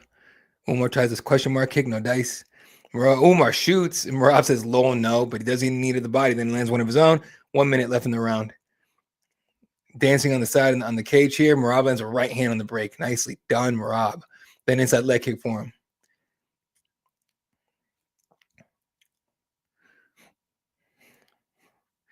Umar's trying to land that lead head kick there, but it's just Aaron Merab's just quick with it. Coming up on 30 seconds up in the round. Little push kick up top from Umar. Left hand grazes for him. Merab comes in with a flurry. Umar fires back. No one really lands anything clean. Under 30 seconds up in the first round. Big right hand for Umar. Nicely done. So Merab is doing this, like clenching his jaw. That definitely hurt the jaw for sure.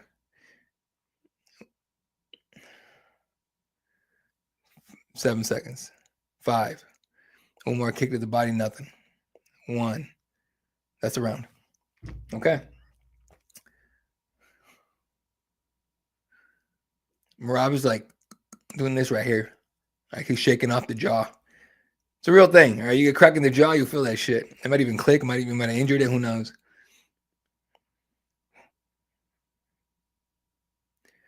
Merab getting instructions in the corner. So, I mean, for the first round, the only one that shot anything is Merab or Umar. Umar's the only one that really shot for takedowns. Not able to get any of them. Not surprisingly, obviously, but the fact that Merab didn't shoot for any is to me wild. So, yeah, interesting first round for sure. Have to wait and see what these boys have for us next here. Round 2, I assume Merab's going to turn up the intensity on the takedowns here, but his jaw is definitely cracked. Now, if Umar knows it, then he'll go after it for sure. But it'll depend. If his jaw's really jacked, I think we're going to find out right now. I think Merab's going to be going for takedowns. All right, round 2, 4:55 in the second round. Umar's a little higher on the guard with his left hand. A little more trying to make himself longer. Merab with a little bit of pressure here. Umar threatening that knee, just showing it to him, making sure he knows it's there. And gonna go for that lead head kick again. That's part of his game plan for sure. Which obviously Merab knows. So he's trying it again, that little lead head kick. He doesn't use it like Michelle Watterson uses that lead leg as a jab because hers goes straight up. But he's trying that. Ooh, nice left hand there for Umar. It grazed, but it touched. It scored or whatever you want to call it. Merab goes in there with the overhand right. Nothing, tries to grab a leg. Nope. They're both landing on each other here. Nice little exchange. Umar got the better of that one for sure. Nice job there for Umar. Avoids the return fire. Big shots exchange in the middle right there, though. Dude, Merab is throwing heavy, and so is Umar. Umar's a little more accurate right here so far. And Merab's wearing the damage. He's red in the face already. Oh, here we go. Merab shoots. Nope. They clinch. They're trying to put each other on the fence right here. Nothing. That's interesting. The fact that neither one can really put each other in the fence. Like they both like to do that. Put you on the fence, take you down off the fence.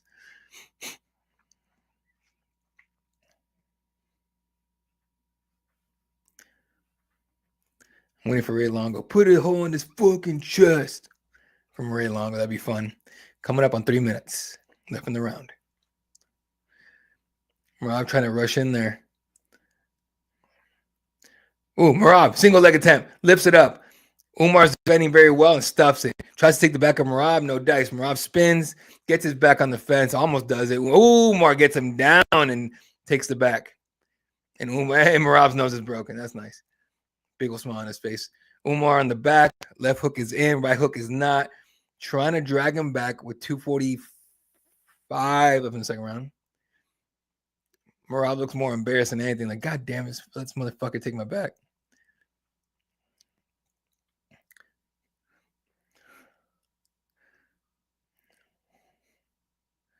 Umar just trying to secure the position right here. He doesn't have it completely.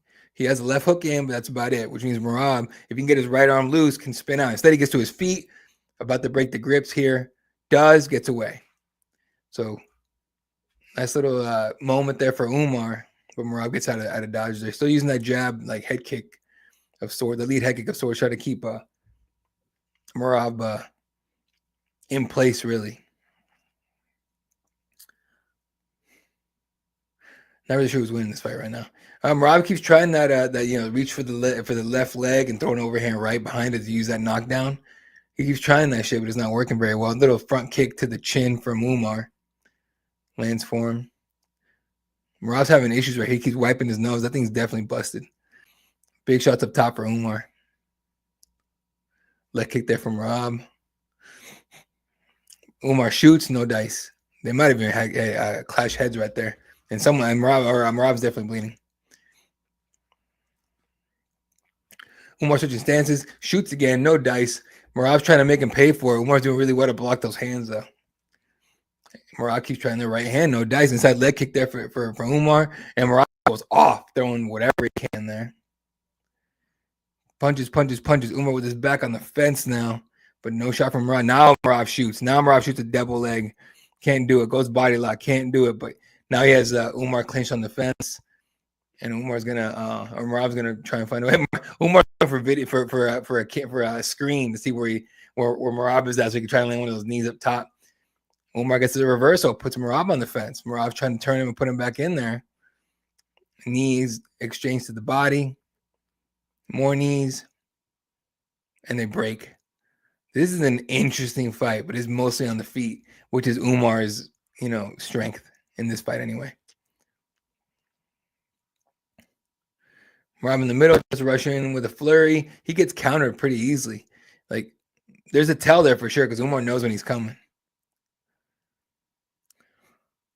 And then Merab keeps doing that stompy shit that he likes to do, where it's like stomp and this. Coming up on 10 seconds. 10 seconds left in the second round. All right, Merab gets close, lands on him, shoot fire, landing, throwing heavy. Umar lands too, but again, nothing crazy out of this whole thing. That's a round. This is super interesting right now so far.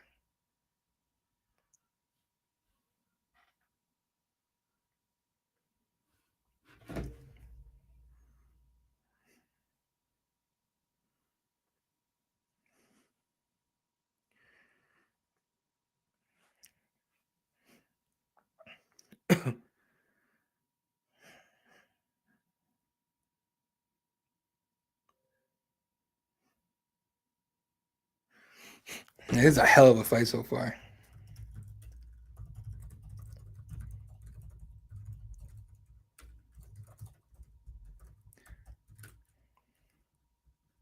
This is a good ass fight so far. This is wild. All right. That left hand definitely got through for Umar. Showing the highlights of the knock for sure, and the takedown, obviously, and the trip backwards and all that. And again, Merab looked more embarrassed than anything that he got taken down. I think he probably said, I didn't go taken down. I know taken down.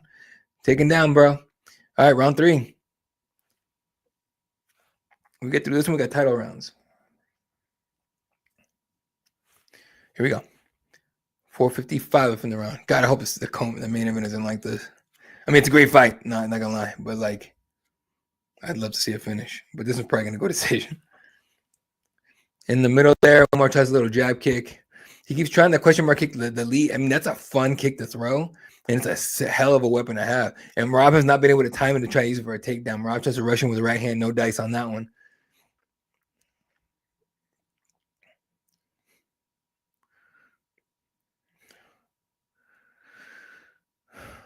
Here we go. Single leg attempt from Merab. Lips it. Umar gets to the fence. Merab almost had it. Just couldn't finish the takedown. This is just a different cat he's dealing with. Nice right hand for Umar. Oh, I guess that was a takedown. Okay. So that was the first takedown surrender by Umar in 7 fights.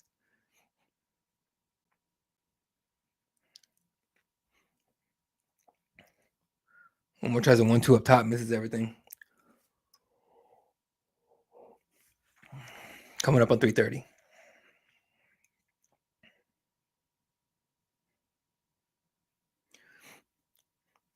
Merab put pressure on Umar here. Spinning backwards for Merab is everything. Umar circling around here looking for we just honestly keeps doing his shit. They getting too close. Merab fires away. Umar kind of throws an overhand right. Oh, big shot for Merab. And Merab's looking like, yeah, bitch. He literally just looked at him and said something to him. Little body kick there from Umar. Shots landing from Merab for sure. Umar's throwing kind of blind on while backing up when he gets attacked. So Merab could keep on the gas here. He could score some here. And then he shoots a single leg, and he does. He lifts it. Can't get it, though.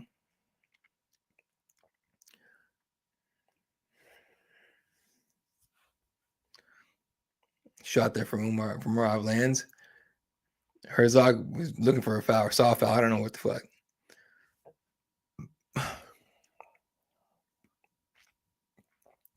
Umar in orthodox now.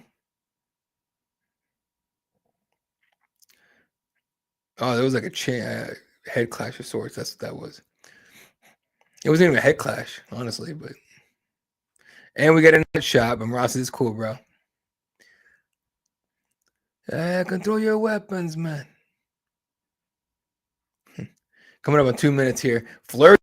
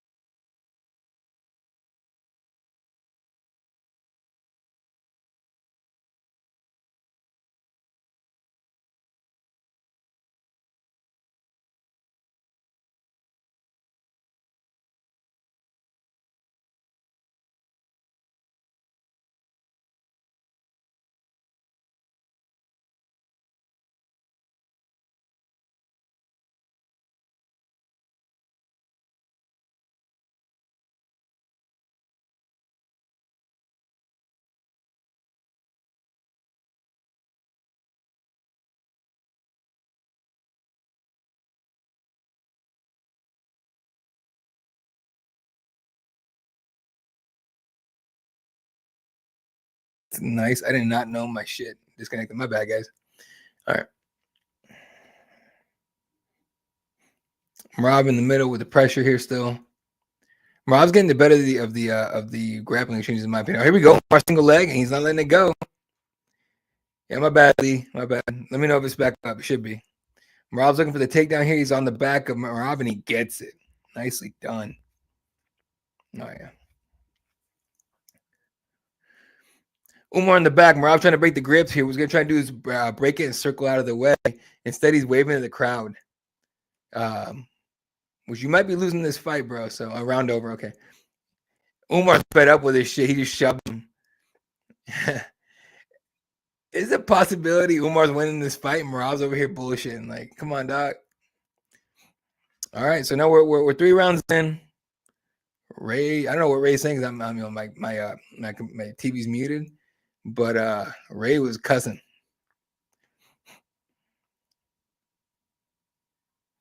So far, so good, right? Umar, I mean, it's very possible Umar's winning this 2-1. Could be Marab 2-1. Who knows? But it's a super close fight. Umar does not look as comfortable as he normally does in these fights, and Habib's losing his fucking mind in the corner.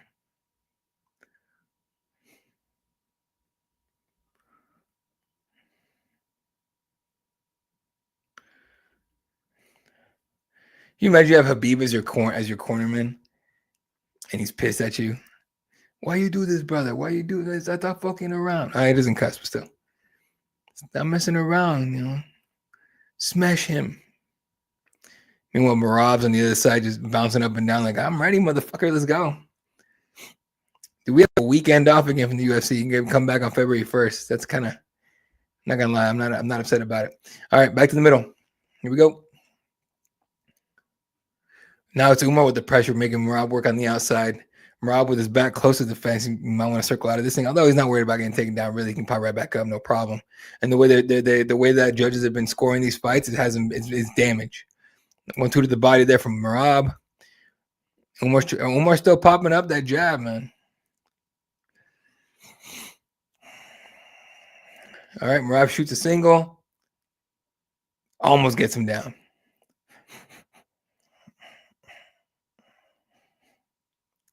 Nice shot there. So a lot of people have Umar up 2 rounds to 1. Fair enough. We're in championship rounds now. Coming up on 4 minutes in the 4th round.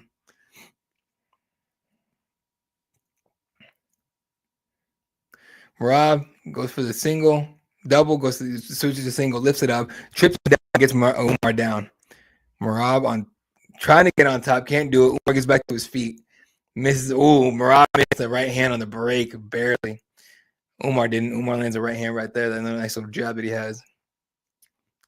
When Marab shoots the double, has to switch to single. Umar smashing it here. Umar defending really well. Umar has his head in the headlock position here. Now, Marab trying to lace the legs here. He has the left one. Umar gets his back. He has the right one. Umar gets back, gets on his left leg and stands up, and now he's walking all weird. Umar's moving kind of weird here. Right hand there from Marab gets through. Oh no, he's good. He's all right. He's all right.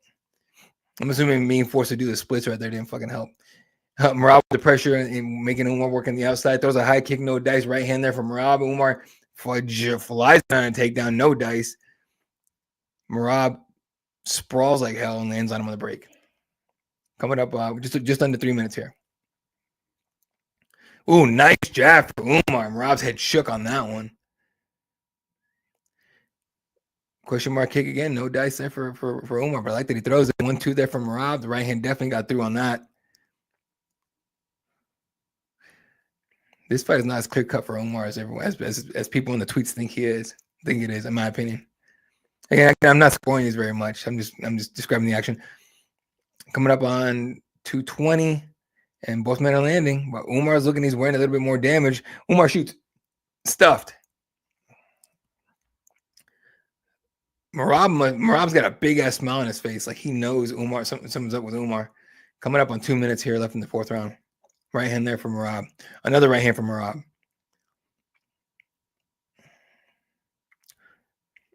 That's what there. 1-2 there from Umar. Marab ducks down, lands at the body, then he shoots a single leg, lifts it, and Umar. Something's up with Umar. Like Marab just literally just walked away from that takedown attempt of Umar's. It's fucking crazy. He looks tired too. This is weird. Marab landing on him, Umar firing back at him. He's definitely laboring a bit. That's what a 1-2 over there for Umar though. Marab, big ass smile on his face. He might stop smiling and try to finish this shit, bro. Because you might be down. Umar's left hand misses. Marab ducks, lands up top. Nice jab there for Marab. Umar's left hand gets through finally. He's definitely not the same guy here. Big shots in close from Marab. More big shots from Marab. Umar has to fucking go dive for a single leg. Marab's defending it. Still defending. Defends it. Literally just like little pop right hand on the break for Marab. And then a leg kick behind it. Big shots there for Umar. Nicely done. Coming up on 1 minute in the 4th round. Umar again with a single leg attempt. He is tired. Marab in his face. Their left hand there for Umar. But they're labored shots. And Marab is still crispy fresh. Shoots a double. He might get this one. He's deep on it. Can't tell if his hands are connected behind him. 40 seconds left in the 1st round. He gets him down. And Khabib's literally yelling to get back on it, get back on his feet. But Umar has accepted this position right here, 100%. He is hurt and gassed and tired. Merab's really hit. Merab tied GSP for most takedowns in UFC history with 90. Fucking 90 takedowns, bro. All right, Umar back to his feet. Merab on the back, looking for mat return. He might have grabbed the fence. Umar might have right there, but I don't know. I couldn't tell. No, he's grabbing the shit out of the cage right there. Yeah, 100%. Big shots up top from Merab. Big shots. And that's the round. One more round for this.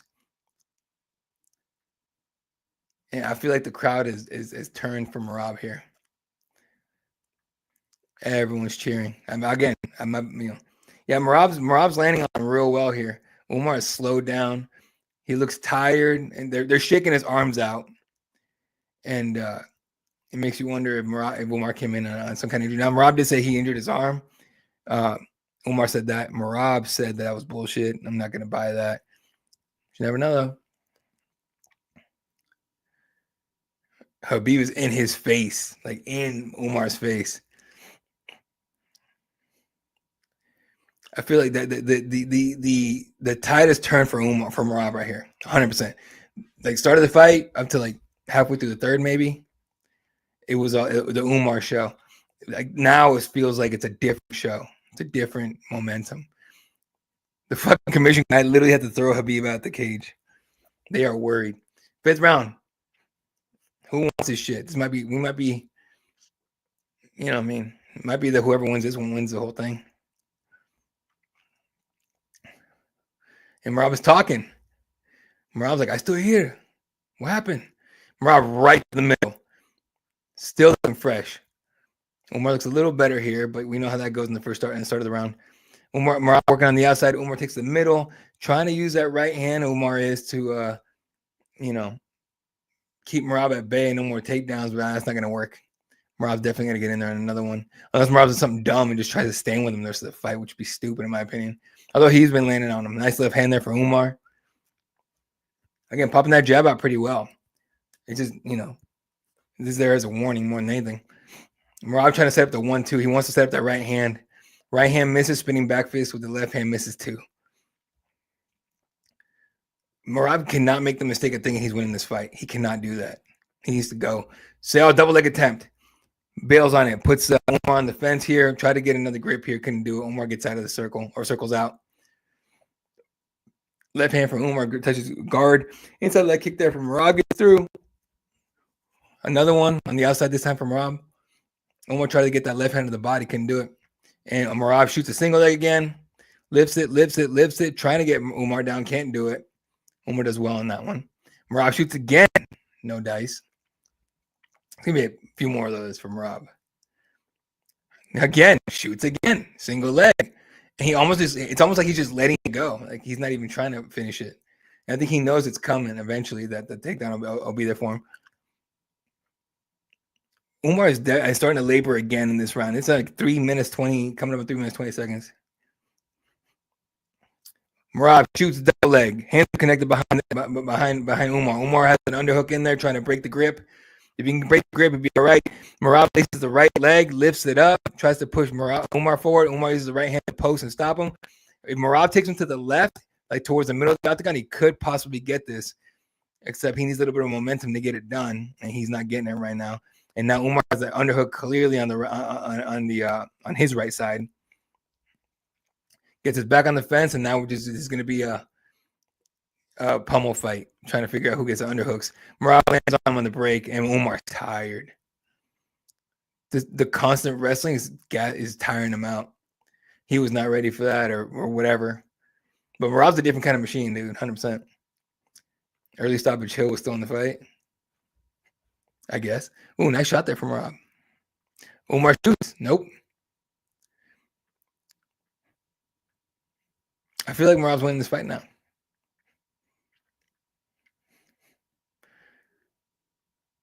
Coming up on 2 minutes up in the fight. Nice left hand from Umar, but Merab landed his own. It was better. Merab shoots, no dice, lands up top. Umar fires back. Umar's a tad slow now. Merab's avoiding his hands here. Like pretty well. Body kick for Umar gets blocked for the most part, but the other one doesn't. Merab needs to start throwing here. Right hand misses for Merab. He thought about a takedown, but Umar already had his underhooks ready to go. Merab throws his hands up like, what the fuck, bro? You supposed to be going to do this shit? Whatever. Single leg attempt for Merab. Almost gets it. Nope. I mean, he's not giving up on it. Now he's got a headlock grip and throws a left hand on the break. Don't think it landed, though. Umar's looking for the 1-2. Umar left hand, nothing. Again, he's not landing very much right now. Single leg attack from Merab. Umar just shoves him out. Big left hand for Umar, though. That was clean. And the body kick behind it. Popping the jab out. Merab needs to back up, reset, get back in there. He looks up at the clock coming up on 1 minute left in the fight. Nice left hand for Umar. 1 minute left in the fight. Single leg attempt from Merab. Nothing. These guys are running out of time to make an impression here. They got to go. This fight's a lot closer than anyone thinks, in my opinion. Umar with them in the middle. Ooh, high kick for Umar. Finally lands. Big shots from Merab. And that one stung, and Merab let him know it. Woo! Single leg attack for Merab. Gets Umar.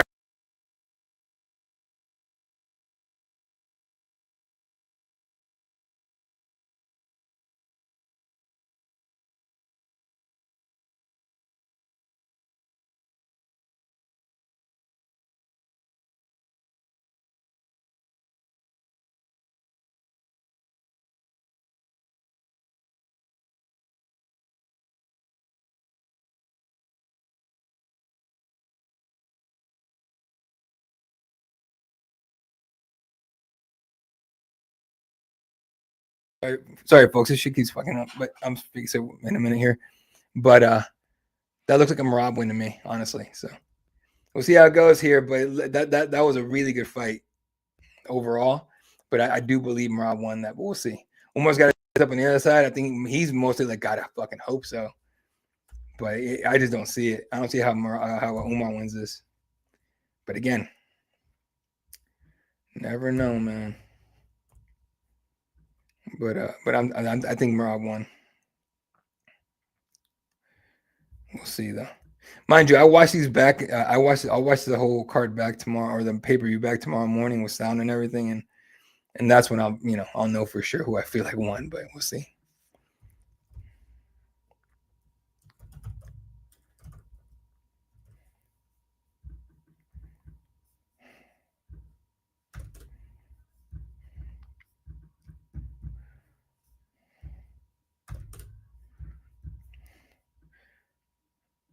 This might be split too. We'll see. We shall see. You think you were surprised? I thought it was pretty. I thought it was gonna be pretty damn competitive. I think a lot of people thought it was the other way. Umar was gonna fuck him up, but we'll see. But I think Merab won. I'm gonna say split, super close. But we'll see. We'll find out here, and it depends, right? Like we always know, if Bruce takes a sweet ass time getting in the cage, like then it's split. But that's what I think it's gonna be. Mind you, I don't think it should be split, but I think it will be. All right, I think it should be Merab unanimous, but we'll find out. All right, I'm gonna mute myself here, and as soon as Bruce is in there, all right, folks, give me it's gonna be like 2 or 3 minutes. I'm not gonna lie to you, okay? But let you guys know how it goes.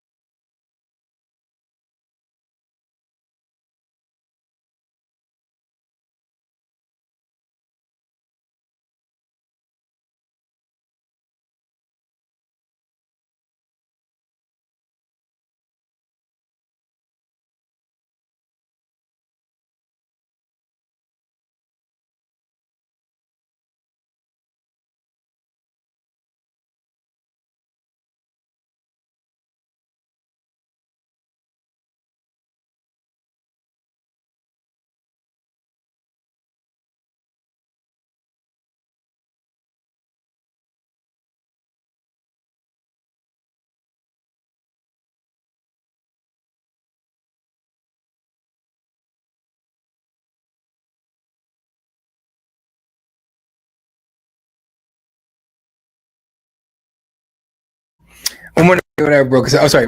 Oh, hold on.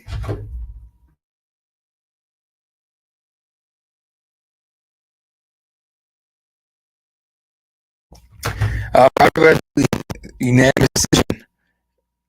What can you say about Merab now? You can't say anything bad about him. He's a legitimate 35 king. Everyone wants to shit on the dude, say he's not the real champion. The Umar was fucking clearly not. Merab runs his division right now, so well-deserved victory for him. Yeah, it's a hell of a fight, and everyone that was putting tweets out there that the UFC was putting on TV, they're like, oh, Umar, no, motherfuckers, y'all were tripping. I thought Merab was winning, so yeah, decision 48-47 times 2, and then a 48-46, which is fucking wild. So hell of a fight. All right, man is upon us, folks. So we'll be right back here. One more break here before we get to the main event, and we'll do our thing. All right, be right back. Don't go anywhere. Main event is next.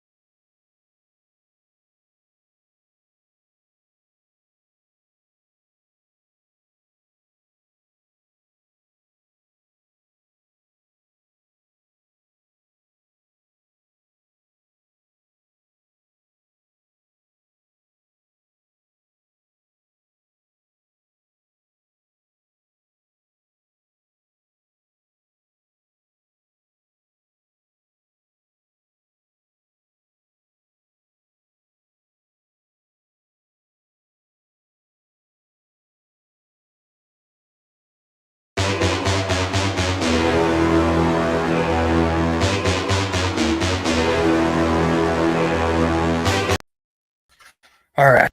Sorry about that, folks. Main event time. They are setting it up now.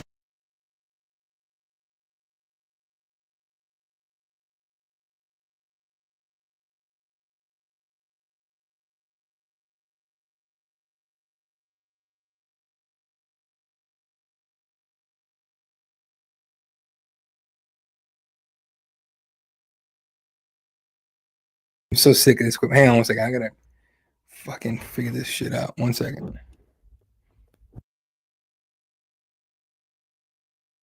Here we go. So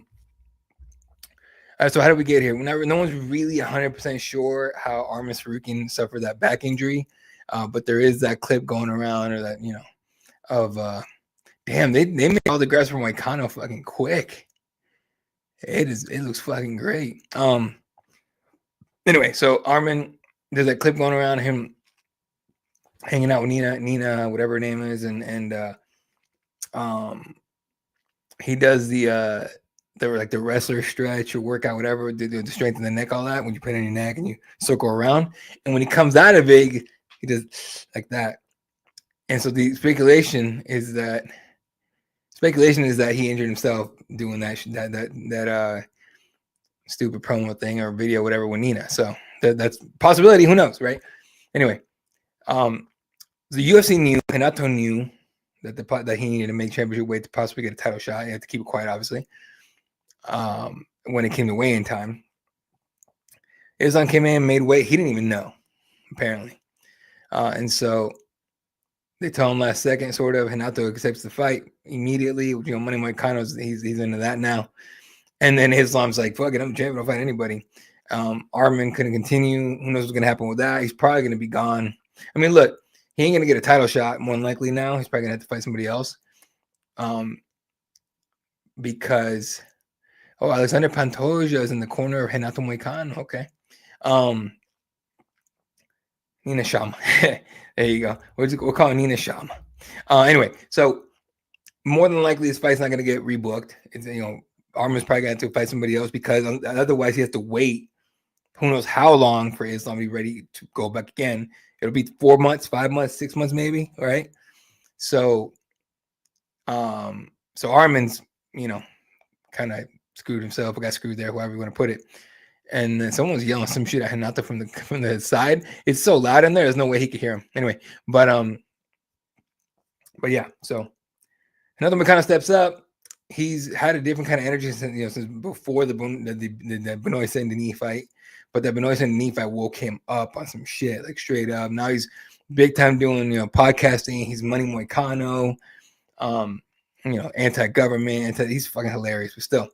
10 wins by submission, tied for second longest active win streak at UFC lightweight division at 6. The Brazilian Renato Moicano coming in, looking to probably score what could be the biggest upset of all time. I mean, probably, right? A lot of people thought Merab was going to lose his belt tonight. He didn't. I don't think Islam's going to lose this one here tonight either. But you never know with Renato Moicano. He's a savage. Islam Makhachev is going to be interesting how Islam comes out against him. Now, mind you, Islam's one of those dudes that only fights, like, he only trains to fight like himself. He doesn't really worry about his opponent too much. So take that into effect if you want. But I would say Arman's a much more dangerous fighter than Renato. So it's not like he's, not prepared. So we'll see how this goes. I'm doing okay. I'm not, like I said, I'm not a bettor, but I'll bet like $1, $2, maybe $5. But $61 up tonight. Not terrible. Yeah, this is for fun. I'm not trying to make a living doing this shit.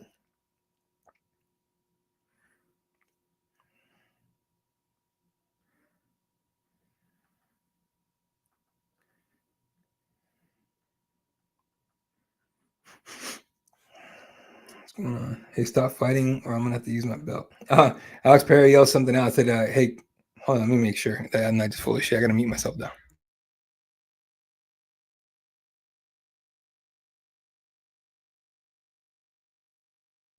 Apparently, Alex Perry said when Merab and Umar are fighting, he yelled out in Portuguese.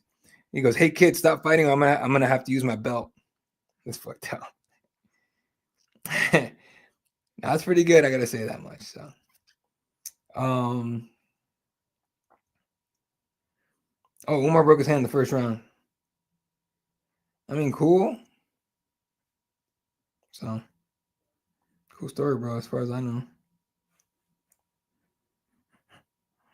For some reason, Conor McGregor's in DC. Oh, good for you.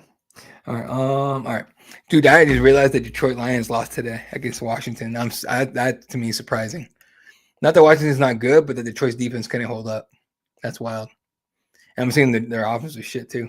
I still don't think Jared Goff's a guy that can do it. Honestly, he's a great game manager and maybe better than game manager, but the best game managers don't turn the ball over. I think he had a turnover today. I didn't watch any of the game. I was like, we've been doing this, but still, I got a lot to catch up on tomorrow for sure.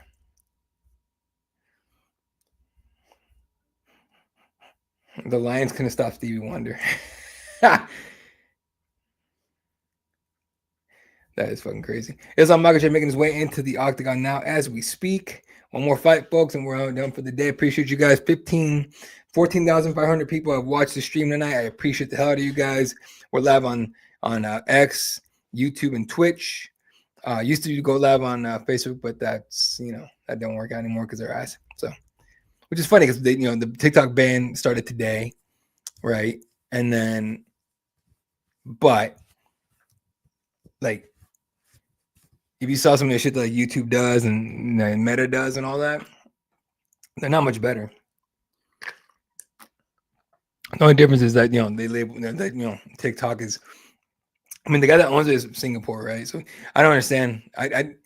The whole thing to me is so stupid. I don't even look into it too much, so I can't speak in it too much. But I do stick to one point: is that the same people saying we need to the TikTok ban? Yeah, we need to do that because China has your data and also this shit are the same assholes that 5 minutes ago were like, "Oh fuck the government," what was that bullshit they said about the sleepy Joe? That fucking Joe Biden who say, "Let's go, Brandon." Those are the same assholes that are saying that shit. So. Not gonna listen to you because you're just being a hypocrite now because you pick and choose. Like, fuck the government on everything, but this thing, like, not that it's not that TikTok might not be a bad thing to have, like, might not be stealing data and sending it to an adversary, right? But you're not gonna listen. You're not gonna trust the government on anything else. But this one thing, they must be right about this one thing. You know what I mean? Like, I don't understand. I don't know. Whatever.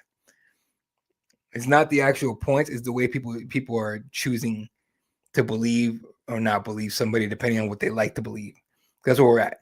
But that's for a different kind of podcast. And I used to have a podcast like that where I talk about political shit, but I got too tired of that shit. Dude, minus 1,200 favorite is on Makhachev to the plus 750. I think I threw $1 on Hanato just to see what happens. But either way, it would be amazing if the so-called greatest team went 0-2. Oh yeah, but if Islam, so Umar lost, so if Islam loses, that'd be fucking wild. The thing about it is this too. Umar was saying he wants the Nurmagomedovs to be like the Gracies, except for MMA, right? Everyone knows the Gracie family and all that. What we got? I was like in Cade Morehouse. Send me a fucking snap.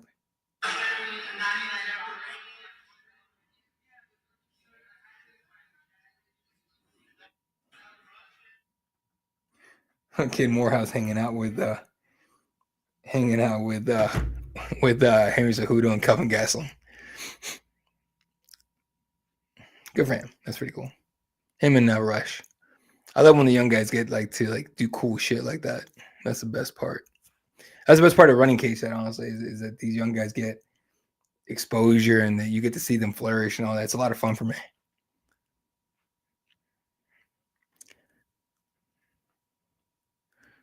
Do people get the Buffer 3060 tonight?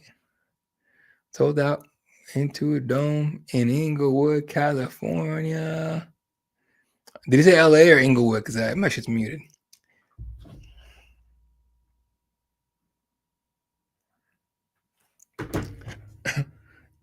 It's time. Nope, no Buffer 3060. Well, I don't know. Actually, it's after this, so. Russian flags everywhere, I think. I can't tell. I don't see any Brazilian flags. Here we go. And not the Moicano introduction.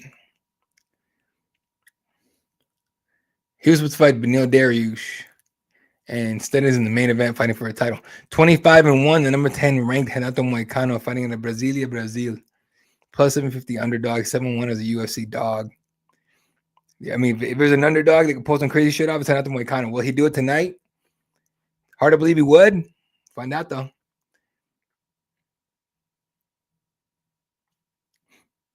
Can you imagine that story if Renato Moicano fought? First of all, if he wins this at all, it'd be crazy. If he puts up a hell of a fight, crazy. If he somehow finishes Islam, oh my fucking, that'd be the nuttiest shit that ever happened in MMA. I would say in UFC history for sure. But in terms of like just putting up a good fight against Islam, it would be a massive win for him. Islam Makhachev, 26-1, 154.5 on the scale. Adam fuck that. But out of Russia, minus 100 favorite. Closest favorite in all 17 UFC fights, which makes sense. He'll beat Nurmagomedov in his corner. The Javier Mendez must be in there too, right? Islam Makhachev.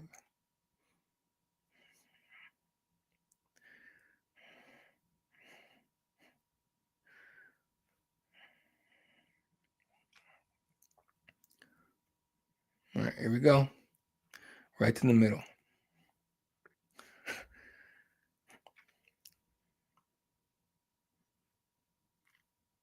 It's like two savages in the cage. It's crazy. No glove touch, just a nod. There's no beat here. They just, you know what I mean? Here we go. Round one is on Makhachev. Renato Moicano for the UFC lightweight strap. Going down now. Here we go.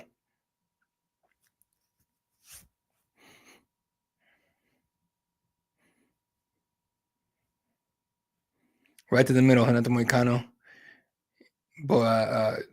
Islam in southpaw. Renato is in orthodox. Sends a high kick, blocked. Islam's waiting. What am I seeing? If this is as much of a mismatch as a lot of people feel, what am I seeing? Islam, nice little jab there for both men there.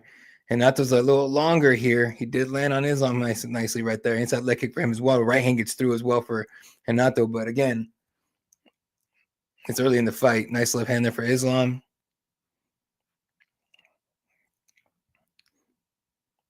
Islam tries a high kick, nothing. A lot of feints here for Islam.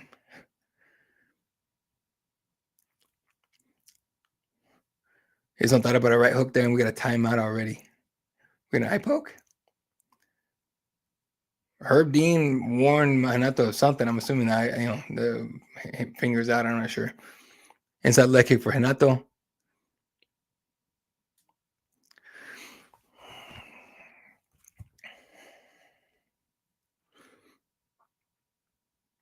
Body kick for Islam. Renato tried to catch it. Islam pulled his leg back. Not that Islam's worried about getting taken down. He'll just pop right back up, but still. He is worried about Moicano here a little bit. He's showing it.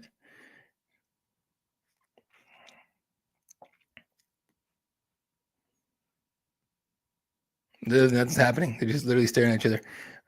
Islam tried a high kick again, blocked.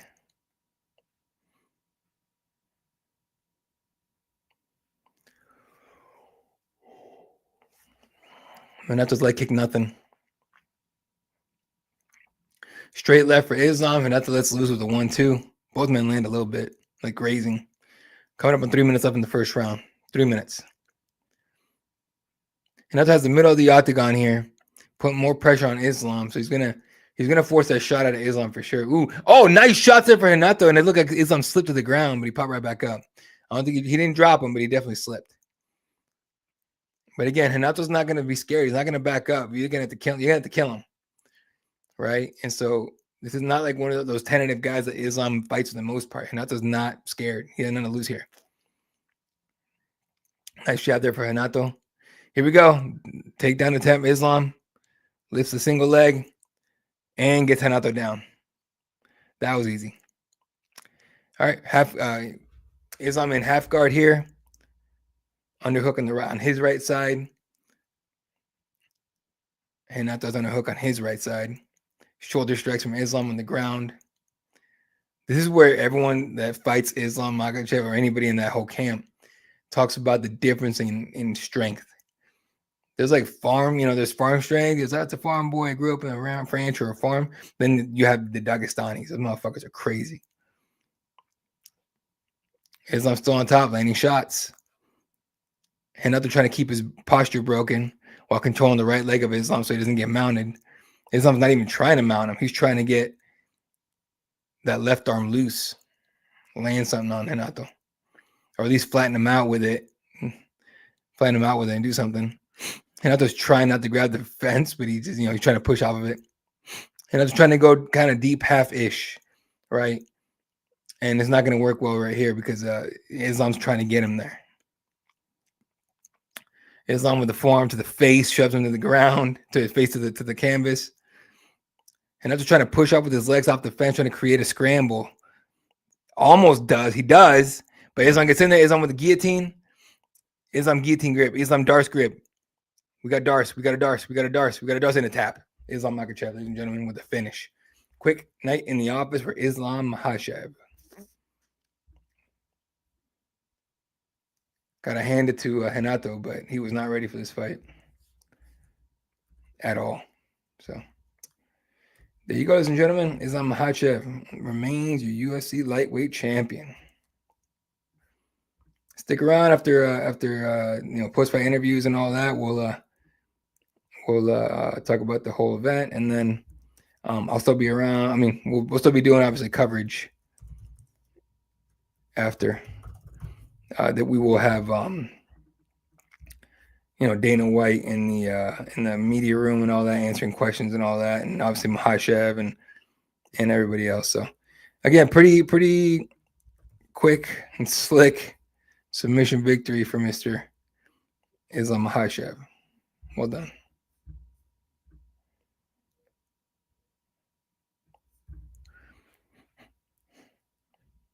Because once you got that takedown, it was over. So yeah, I know you really wanted to go 0-2. It was gonna be hard to do, but still.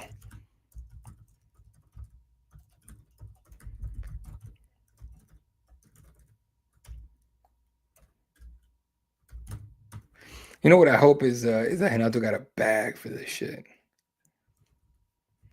Like, yeah, I hope he got paid. It would suck if you got fucked up like that for no reason.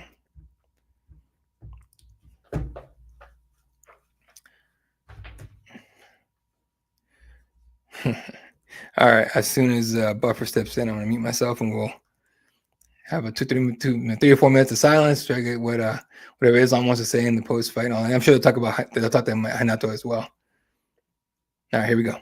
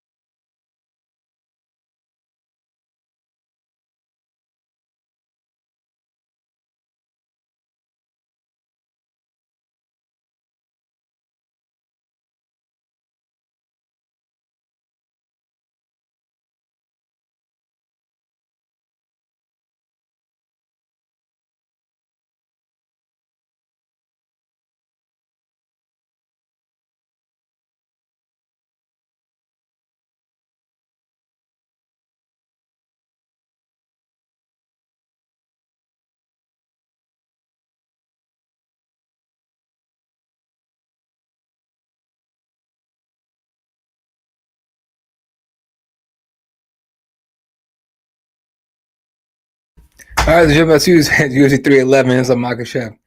Finishes it at the 4:05 mark of the first round by Darcho, which is beautifully done. So let's go ahead and wrap this up with a nice little bow for y'all and call it a night. How about we do that?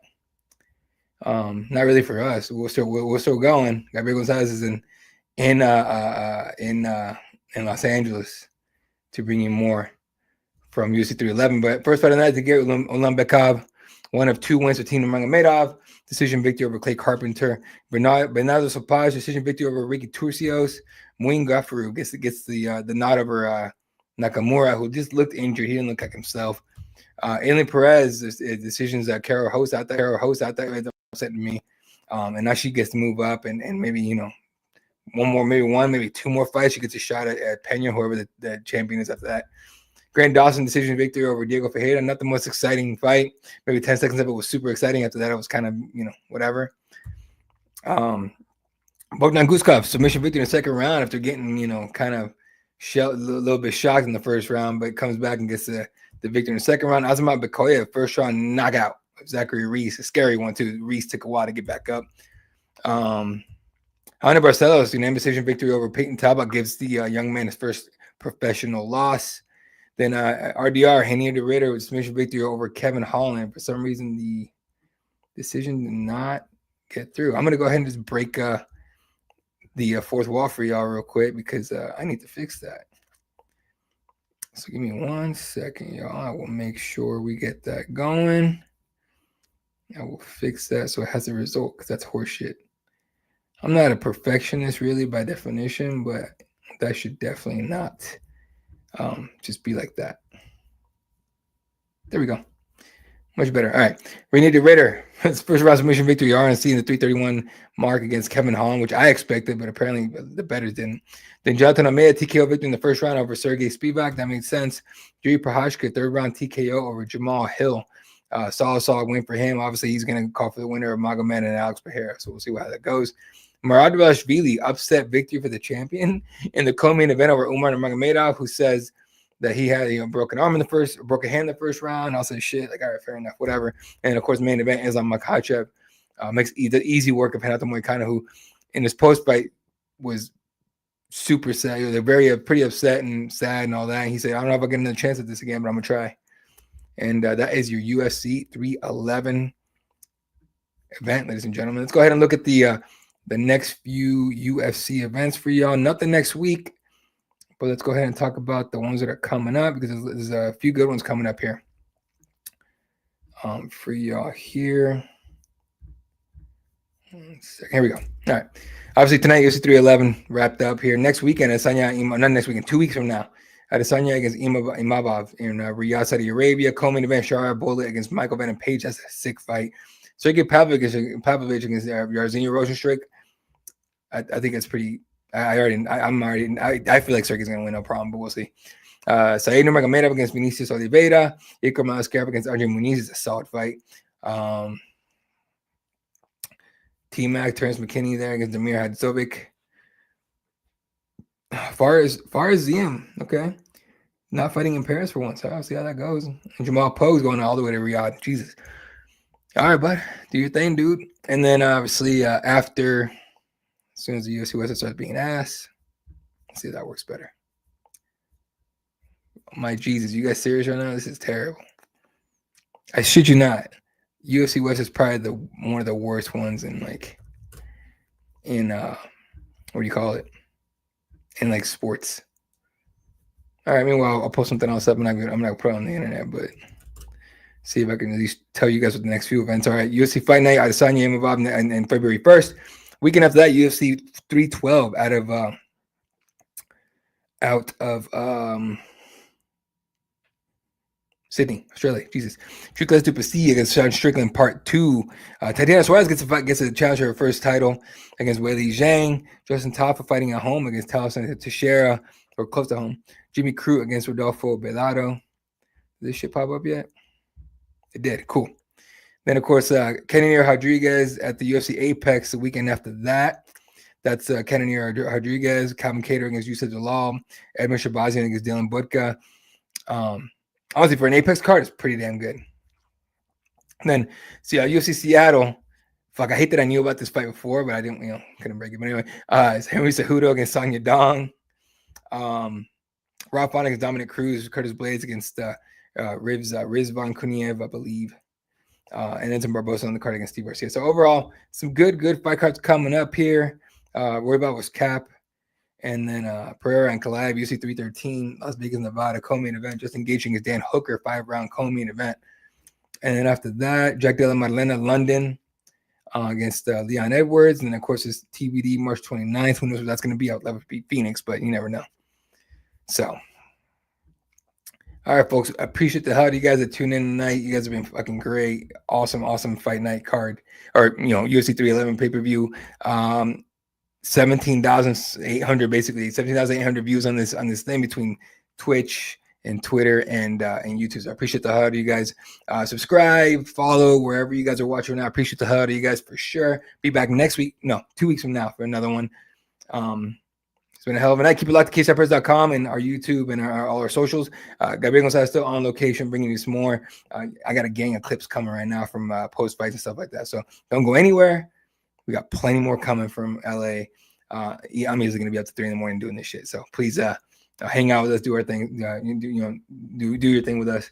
Shout out to everyone to tune in tonight. Appreciate the hell out of all you guys, all the comments and everything. You guys are great. Try to make this as interactive as we can. So yeah, UFC 311's a wrap, ladies and gentlemen. Catch you guys on the next one. Enjoy your weekend. Good night from the entire team at KSI Press. We love you guys. See ya.